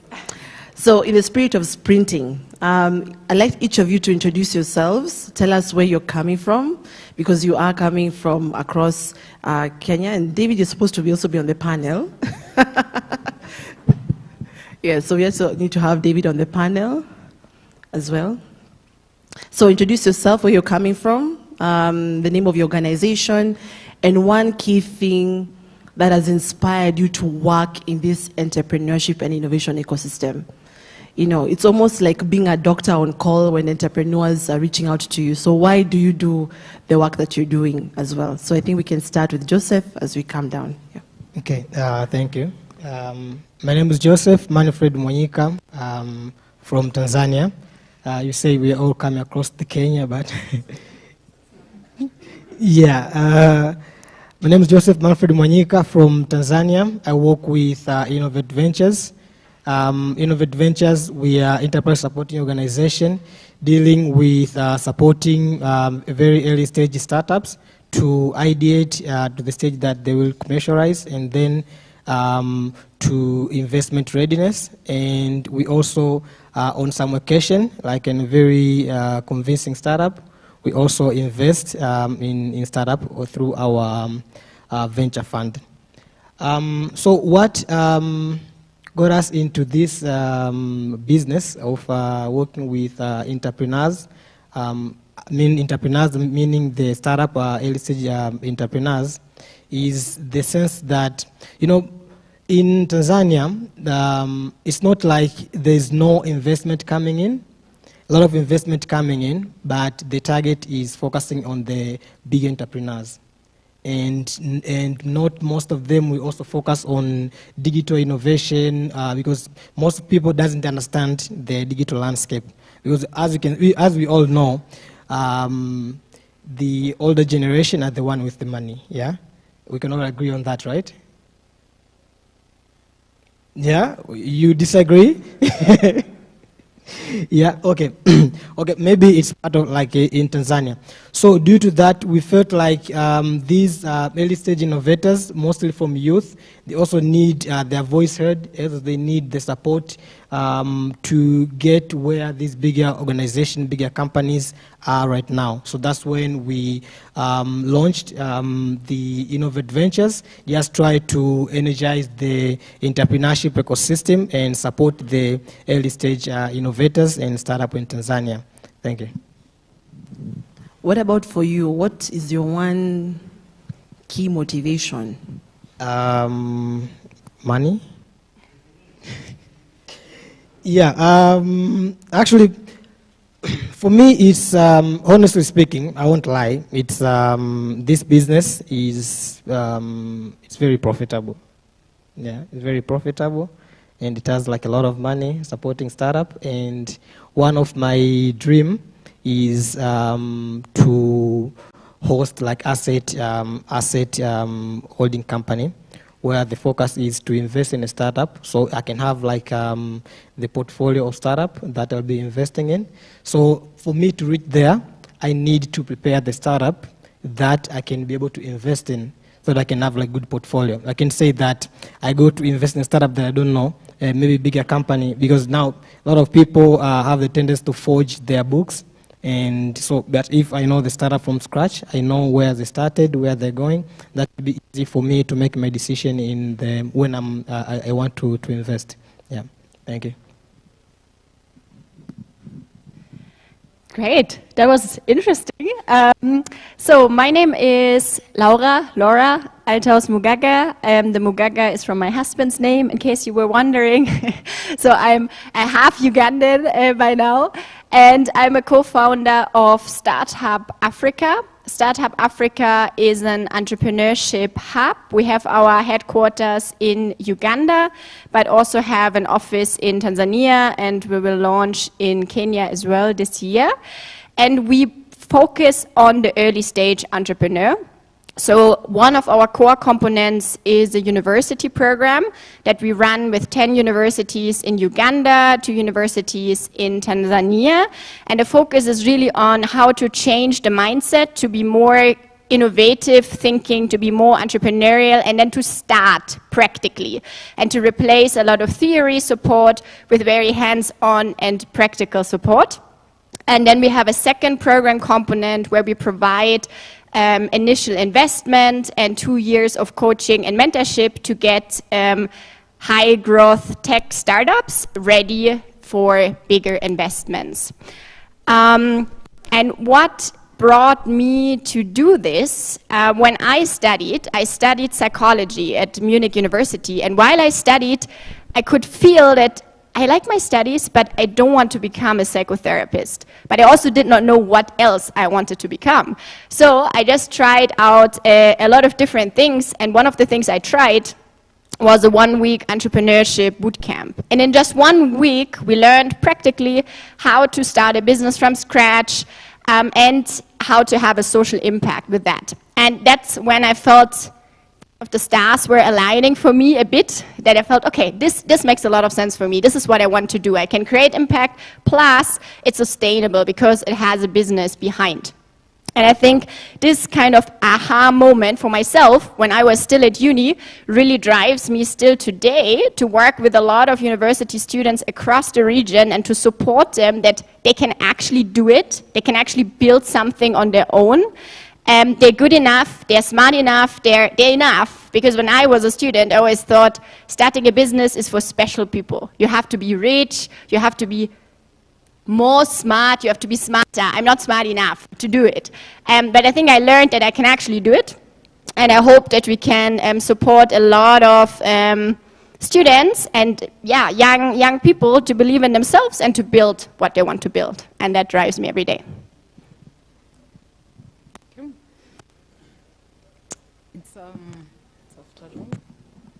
Good afternoon, ladies and gentlemen. My name is Lois Kamau, and I'm the team lead in Uganda from E4 Impact Foundation. And E4 Impact Foundation began, well, these activities, especially in Uganda, the incubation and acceleration in 2022, but we've been there running the MBA program since 2015. And what we do mainly in Uganda, we're really good at supporting quote-unquote rural entrepreneurs. And these you find are, let's say, the middle person in a particular value chain, or we can call them the market actors. And we really work with cooperatives or telling them the importance of this, working together as groups, because we realized when entrepreneurs come to the accelerator, for example, many of them are saying we are working with farmers. Many are saying that our digital space is targeting farmers. But you find that that rural farmer whom you expect to get goods from has no idea what is, entrepreneurship. So we've seen that in Uganda, really, our focus has been in this particular class and sector, of entrepreneurs, and they feed into, you know, the more educated, the more literate. I'm not saying farmers are not literate, but most of them we've seen are really they're not literate, reading and writing. So we help them to understand that, you know, you can grow and become and support another entrepreneur in that, you know, value chain. And what inspires me or inspired me, I think I'm an entrepreneur in my small way, and I started back at campus. I was in that room where everybody knocks because I'm selling some sausages in the room, and not that I didn't have money, but I felt, you know, to sell airtime, to sell these small things, and I realized also how hard it is to sell. Because I was part of the people selling a product when it launched in Kenya, which was the M-Pesa, Lipa na M-Pesa. And you know, you go to small, let's say, salons, the butchery, and when you're selling, you know, as an entrepreneur, it's very hard. And you're telling them, you know, there's this Lipa na M-Pesa, this is, let's say, a salon, and they switch on the dryer. Ati unasema nini? You know, what are you saying? And the dryer is really, or the butcher is busy with his knife and all this. So it's hard to sell, to make a sale. And really, I'm moved to work with entrepreneurs because I understand this journey. To somebody to put money in your pocket, you've really done a good job. Yeah. Good afternoon, everyone. My name is Gatare Libert. I'm from Burundi. I'm here representing ACLIS, a hub based in Bujumbura, the economic capital city of Burundi. What we basically do, we started off as a tech company, building software, building websites and all that, but then realized the hurdles that an entrepreneur really comes to meet with, right? And then we said, why not really make it easier for our young brothers and sisters? I think that comes back to why I'm doing this. Yeah, so basically we started off with offering apprenticeship to university students who are really finishing university or recent graduates to work on personal projects, but then coming out of, you know, ideation and then prototyping them, hence why we Tech Lab, and then to commercialization later on, and also helping them to register their company and look for investors. Yeah, so that's basically what we've been doing at ACLIS. It's more or less just tech hub, but as well with facilitation to you know, going to market and as well finding investors in Burundi. So far, I would say the model that has been working, maybe just to jump the gun, is bootstrapping so far, and hence why we're here, really coming up with networking with different people here to try and find common ground or how to work together. I think I've met some colleagues in the venture world, and I think this is going to be a great discussion on the collaboration aspect of it. Yeah, so I think I'd introduced myself before, right? David Cheberiot, I'm the Regional Director for the E4 Impact Entrepreneurship Centers. So E4 Impact stands for Entrepreneurship for Impact, right? And we are actually a spin-off of a business school of the Catholic University of Milan. But right now we have programs in more than 20 African countries. We have what we call a University Alliance, where we have 36 member universities in Africa, and we have 8 entrepreneurship centers.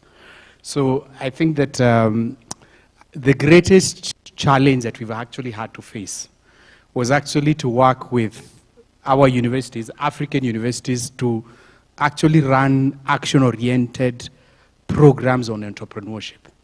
I think when we have to work with a university, before starting our program, we take almost 2-3 years to actually build a capacity of faculty to understand how to train in an action-oriented way. Sometimes we succeed, for most parts we fail. Because even when we have created, and we have training programs, you know, slides, use this, just speak for 2 minutes and have a discussion, use this practical example, the faculty will still come with a lot of notes, filling the slides up, and just losing entrepreneurs in a training. And really that has been the struggle which we have. We are still working on it. I can't say that we've solved. And I guess, especially when they are professors, not to say anything against you, professor, but at that point, for them to really teach using the methodology, an action-oriented methodology that we have, is very hard. So in some places we're succeeding, others we're not. But it's a journey, right? Then I think that the other thing, so we have these university programs and they're good, but then we found out because of those challenges of university, because at some point universities would tell you they're in the business of teaching, graduating students. You know, it's a cog, right? It's a moving machine, right? And you need anyway other programs that support entrepreneurs, right? And that's why we started the centers. So to really sort of complement a bit the work that we are doing with universities. So within the centers, then we are doing pre-incubation, incubation, and acceleration work, and dealing with all sorts of entrepreneurs, not only the ones that qualify to go to university, right? So that's why we started the centers. Then I think as a personal motivation for me was an experience I think we had around 2013, 2014. We were called by, it's called Tata Chemicals and Magadi Soda Foundation. So in the heart of Maasai land. So what they've been doing, or what they had been doing, was to give scholarships to bright Maasai people to go to universities and study. Then they would go and study different programs. And they'd been doing it for a long time. Then when these guys graduate, they were coming to the gate of the factory saying, you took us to school and now give us the work, provide for us the job. So we would not have had this problem if you had not taken us to school. We probably would be herding our cattle and, you know, just we would have been married by now and stuff. But now, we're not doing that. And since you are the ones who took us to school, you have to fix our problem, right? And so they actually told us we're becoming victims of our own problem, of our own support to the community, right? And they had a discussion with us and said, what can you do to solve this problem? And so we said, actually those people who have that high level education that you've taken can actually be entrepreneurs and actually can create the jobs for the other community members. And we started to do some innovation challenges, co-creation, and say what are the problems within this Maasai community that the graduates that you've given education could actually solve. And we did that, right? And they created companies that are doing beadwork for export, tackling the water challenges, FGM issues and stuff, right? And when we had to do that, we had to co-create with the local team. We had to bring down the learning to a level that they could actually understand, right? Very low level. And they actually created the solution. So what I understood is that the problems that we actually have, we have them, right?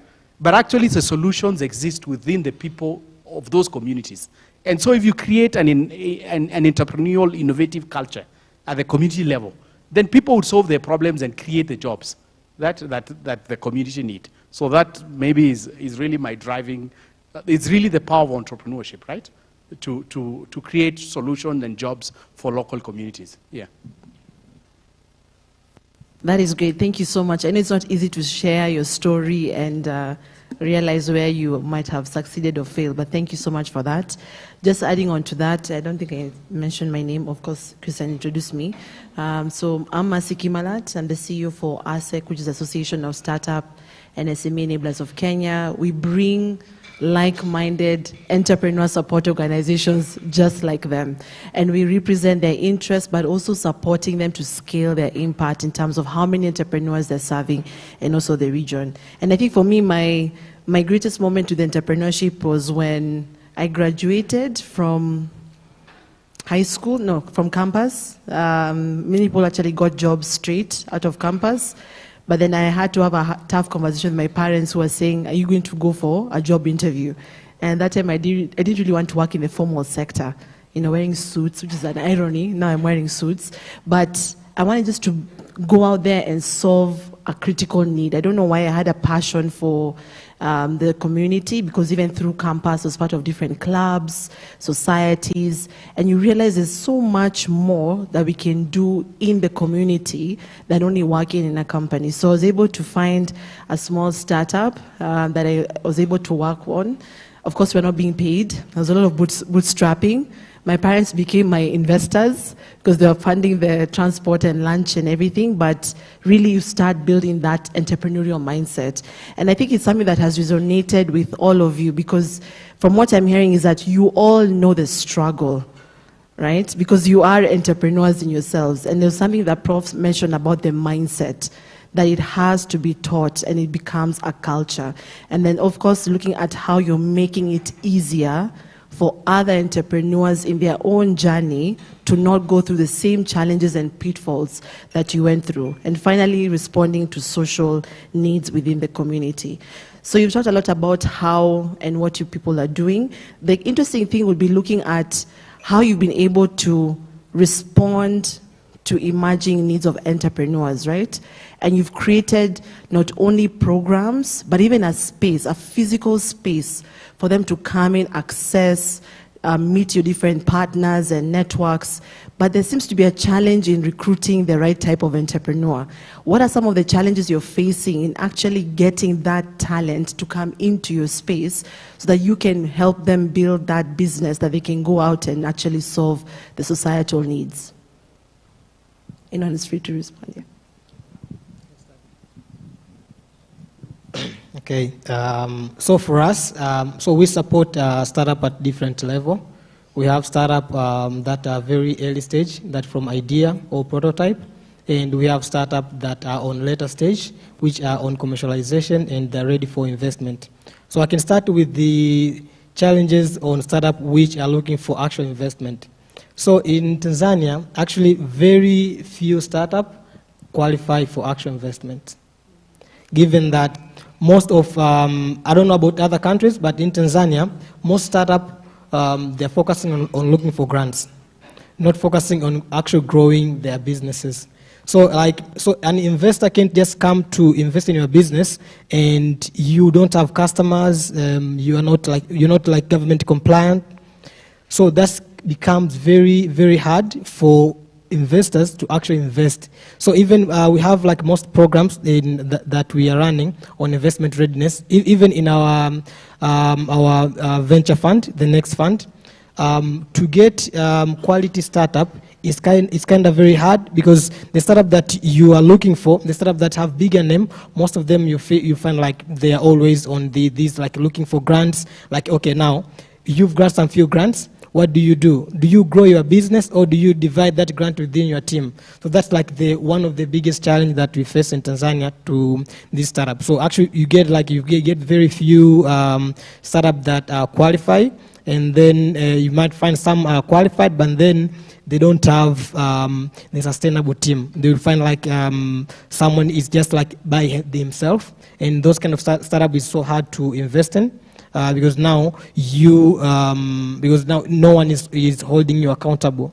So just like you are one man army. So that's kind of a challenge. But then when it comes to idea stage, most of our idea stages that we support are from university. And the challenges that comes, I think I can relate to what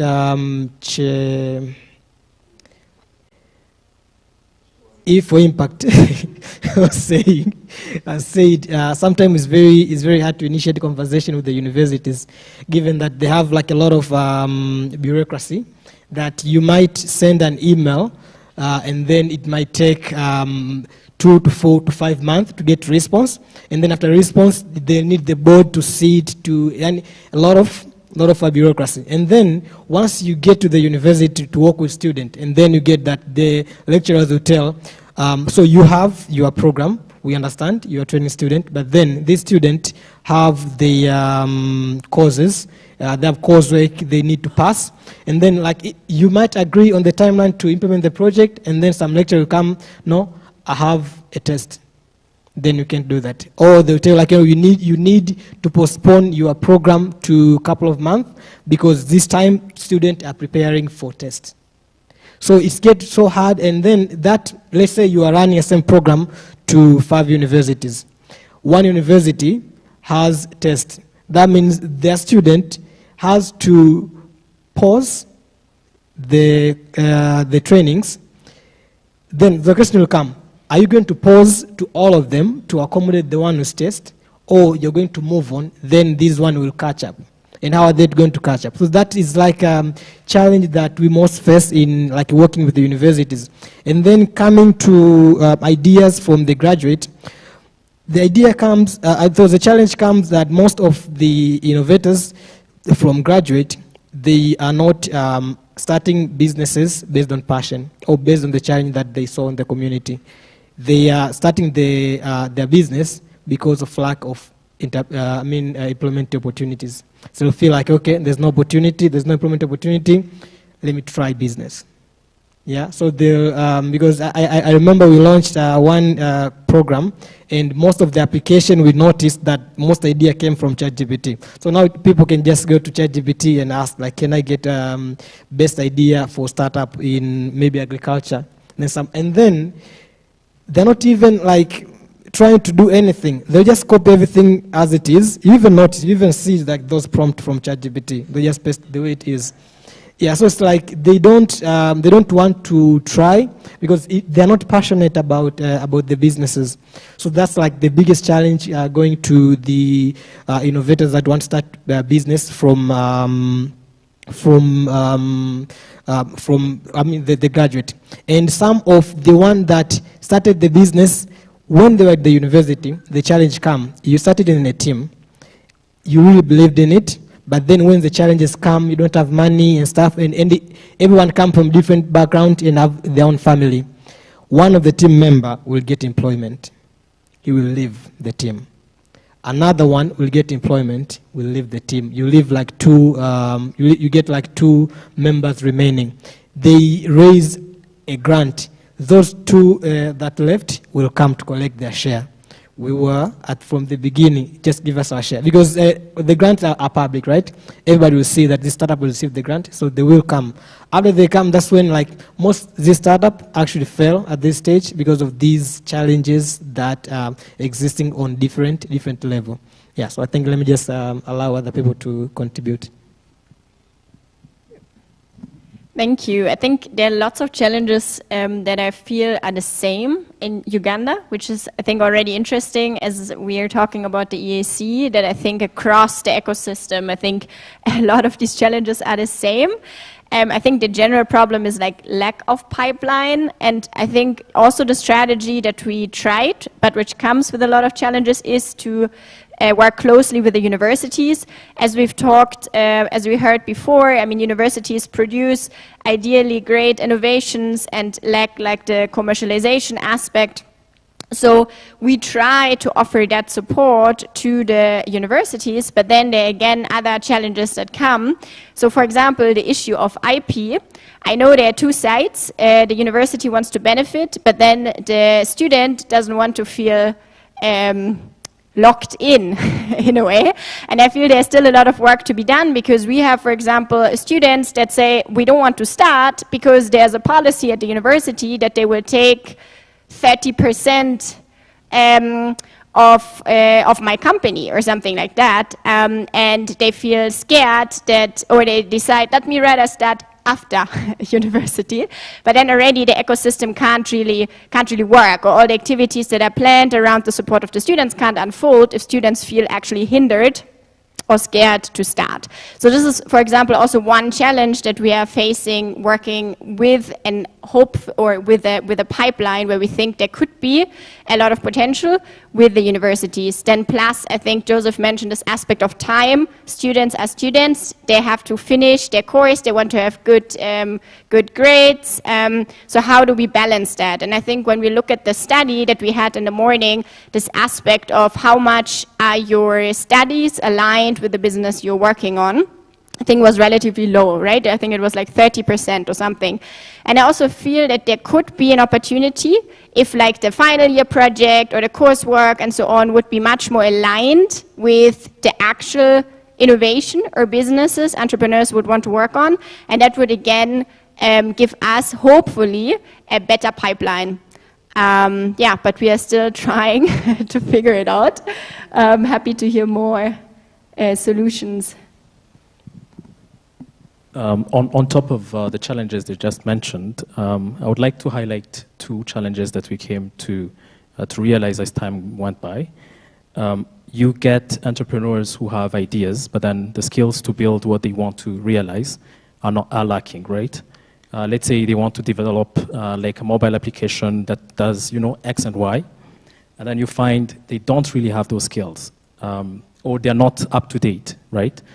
Because they're being taught in school, curricula from 1980s, given, and this is true, by the way, given now the market, how it's been moving so fast, now that's the challenge that we've been really encountering. But we try to address it by trying to train them first within the tech sector. Again, I say it's a tech hub, to at least give them the basic or necessary skills that can help them to build that idea, right? Yeah, so we start with what idea do you want to implement? Is it a web system? Is it a mobile app? And then if it's a mobile app, a course through mobile application development, right? Yeah, something that's very specific to what they want to build. And then second, it's industry expertise, right? You find that there is, let's say, 2 university students, they want to build an app that does something in agriculture, and none of them knows a thing about agriculture. They don't even know how, the value chain, how things work, but then the idea is just there. And that's one of the key issues that, or challenges that they encounter as time goes, that you find that, after like 5 months of developing the product, apparently they didn't know that this is how things are. They just had their own ideal that's really detached from reality. Yeah, so those two, skills and industry expertise. Yeah.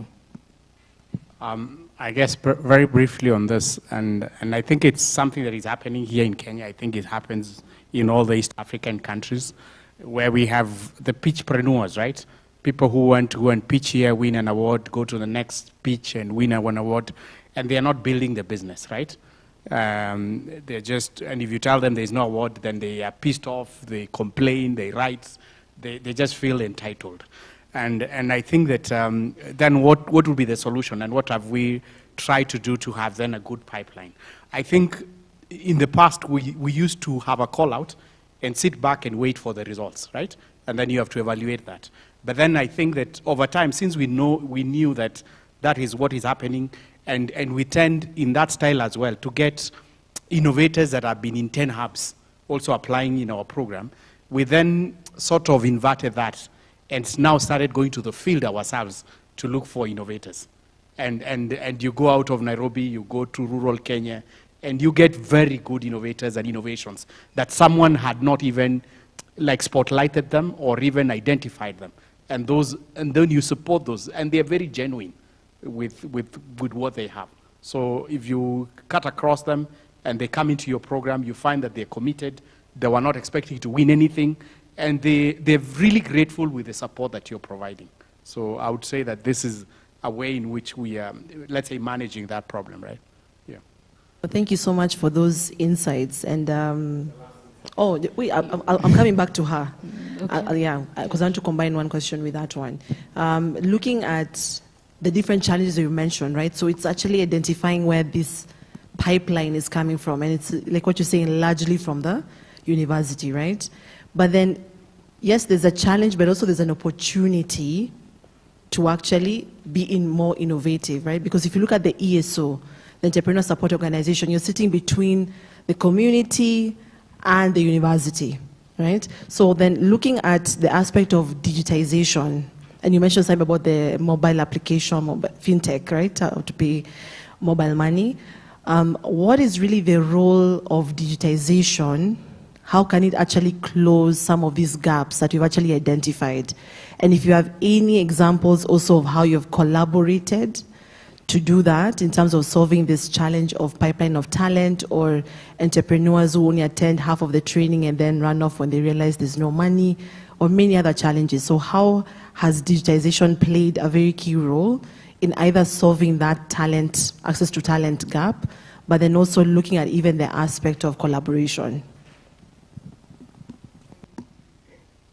Maybe I'll speak as if for impact in Uganda, how we've seen how we've assisted in this one is to roll out, to work with working with research oriented partners, and they provide this data.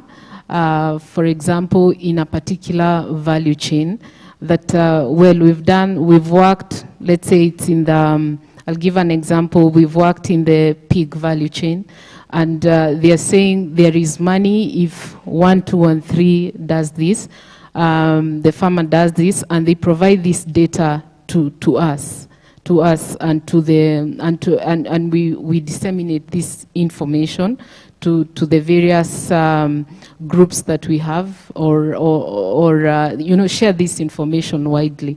So I think this way of disseminating this data for us has seen that that many now many ESOs are now looking at can we fund entrepreneurs that are working on a particular solution that is research backed, that when we do this, or when they do this and follow this, they are likely to, you know, there will be money coming in for them. Yeah. So I think this is how we've really tried to position ourselves. Yeah.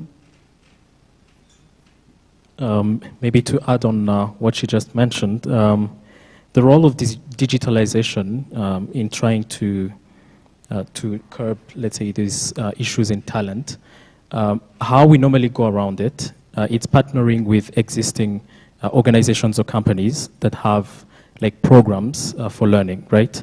I'll mention a few. There is Google with, you know, helping, you know, developers skill up with the Google developer groups, even in university levels, creating clubs, and helping them at least continue with those resources. I hope soon we're going to be in talks with IBM to also add in that element, because this goes with micro-credentials. So that skills level, that skills lack, digitalization helps, you know, bridge it. And this is really done with LMSs, learning management systems, that, you know, companies such as IBM and Google have, where, you know, these students can self-pace their learning. I think this is one of the enablers, I would say, that's really chipping in. Yeah.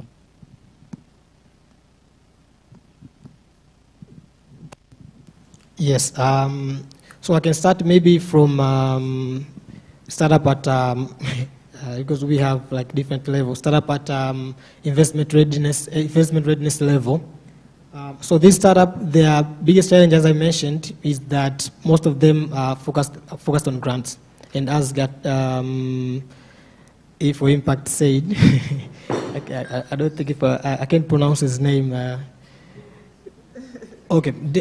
There is a David on your name. Why did you guys didn't say that from the beginning? Yeah. So. As David said, that most of them will focus to go on to pitch and like win awards. But this challenge, I think, some part has been perpetuated by us ESO, because from the beginning, because our ecosystem is very young, and we were focusing on also raising grants to run these programs. And then at the end of this program, we offered grants.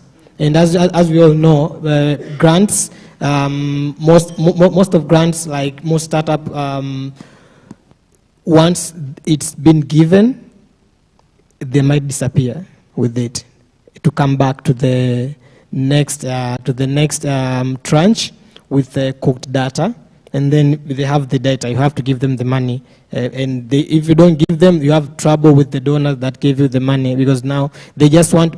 Sometimes also donors also just want to close the program.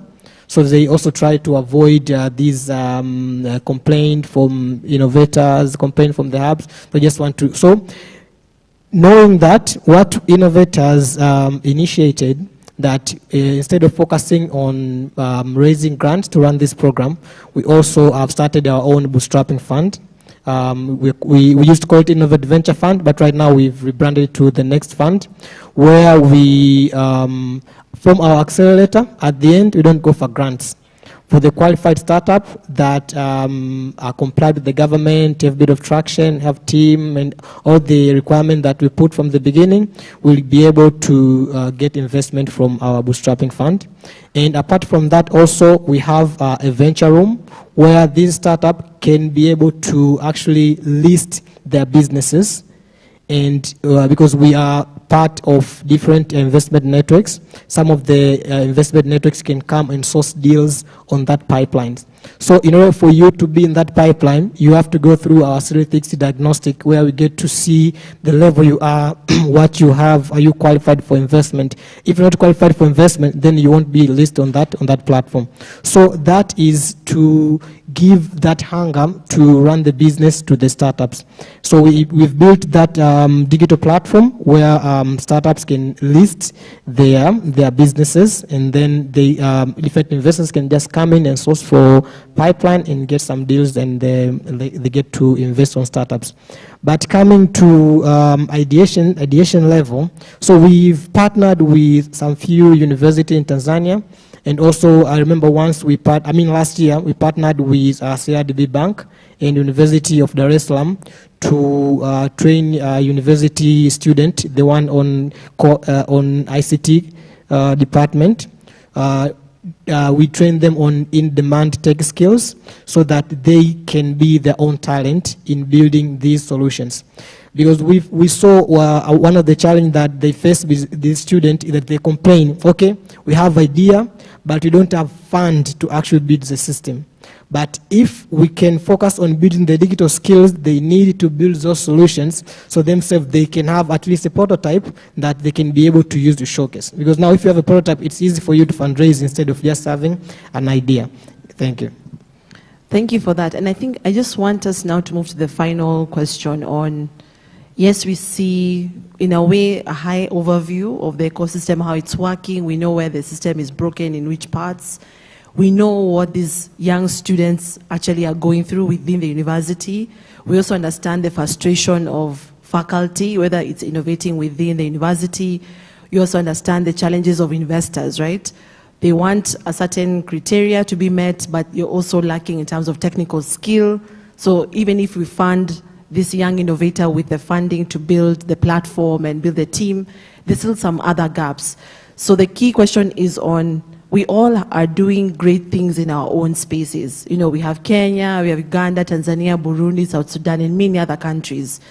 And even within them, we also have hubs that are working across different countries. So for example, we have Evo Impact in 20 African countries. We have StartHub that wants to expand to more than 2 countries, you know. And also Gatari, I know you've been coming also once in a while to Nairobi to do a few trainings. And also Innovate Ventures, you're also working not only in Africa, but also globally. So how then do we have a forged or unified voice in a way to collaborate that can, one, reduce the silos between the different coordinating partners, especially even with this project, if we just give an example, how we can enhance or leverage each other's experiences to really bring a bigger impact. And where are some of these challenges when it comes to collaboration, you know? Not only amongst the entrepreneur support organizations, but even with universities or investors or even corporates, because you mentioned IBM and Google. Where's the missing middle, and how do we solve that? Everyone is still writing. This was a long question.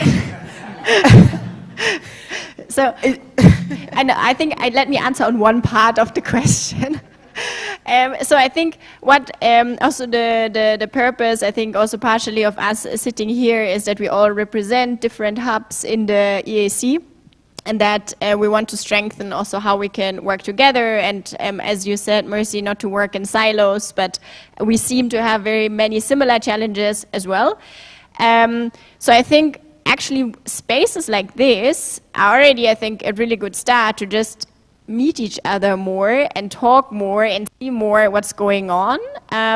Maybe just to give 2 examples of what has worked well already for us. So for example, 2 years ago when the when the Digital Innovations for Business Resilience program was launched, I met Liber for the first time, and I didn't know anyone in Burundi, and Liber was basically our window and our hands and feet in Burundi, helping us to organize everything on the ground, even though we had never seen each other before.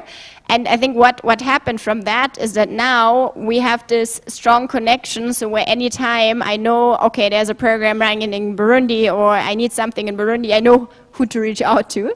And I think it's the other way around as well for Uganda. And I think this is already like a really cool bridge, how I feel like we have a natural extension in another country, even though we don't have to have physical presence, and we can rather leverage each other's strengths. So now, for example, ACLES is really strong on the digital skills. We are more strong also on the entrepreneurship and go-to-market side. So again, there are like areas where we can complement each other. And even for Innovate Ventures, we also have an exchange program right now where three people from Tanzania are with Startup for 1 year, and 3 people from Uganda are with Innovate Ventures for 3 years in Tanzania. And I think this could also be like potential how we exchange more staff, or in this case, these are like food security fellows across the different regions to share more what is happening in the different countries, and also to share more best practices from the organizations. So these are maybe just two examples how I felt it has already worked really well, or it is really working well. And I think it would be amazing if we can strengthen that across the soon 8 EAC countries, so that in all the countries there's a lot of great support happening. I think for sure the possibility that hubs across the East Africa region can collaborate with each other is critical, right? And I think, as you're mentioning, such a platform for knowledge sharing is key, and we need to do that. And I think what we've been doing, even in Kenya here with ASEC, which is the Association for Startup and SME Enablers of Kenya, is that we see that certain hubs have certain experience, long experience, and certain other hubs are just emerging. It's the same thing for hubs within the East Africa region. And actually we've been talking and thinking about how the more seasoned hubs can actually mentor the young hubs. Because I think what we have seen, and apart from him, hubs also struggle. And they have financial challenges. And they need to build even a sustainable business model as a hub. Most hubs don't even have that, right? And I think then there is a lot of room to strengthen the capacity, because we know hubs in rural areas, other parts of East Africa, need a lot of support, because what they are doing is very critical to the entrepreneur who is on the ground. So the more we build the capacity of hubs, maybe think about standardizing the content, the quality. I think myself and Bernadette, we were very surprised the other day. We got invited to go to Mozambique to assess the hubs that are existing there. And there was a hub that they are saying they run an incubation program for 2 weeks.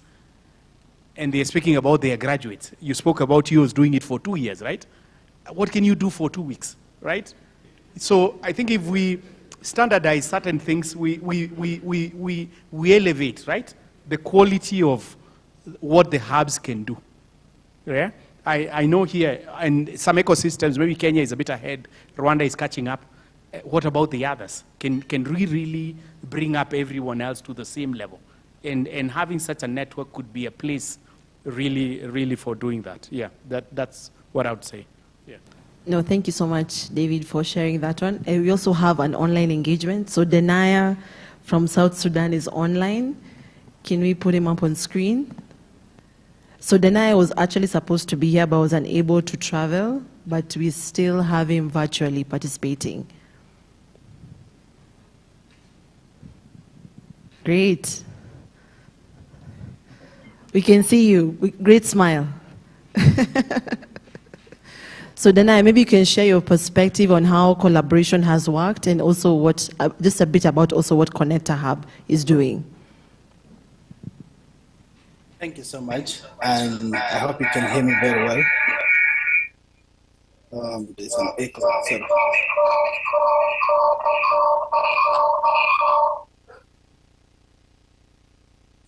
Sorry about that. I tried to use two devices. Still can't get there.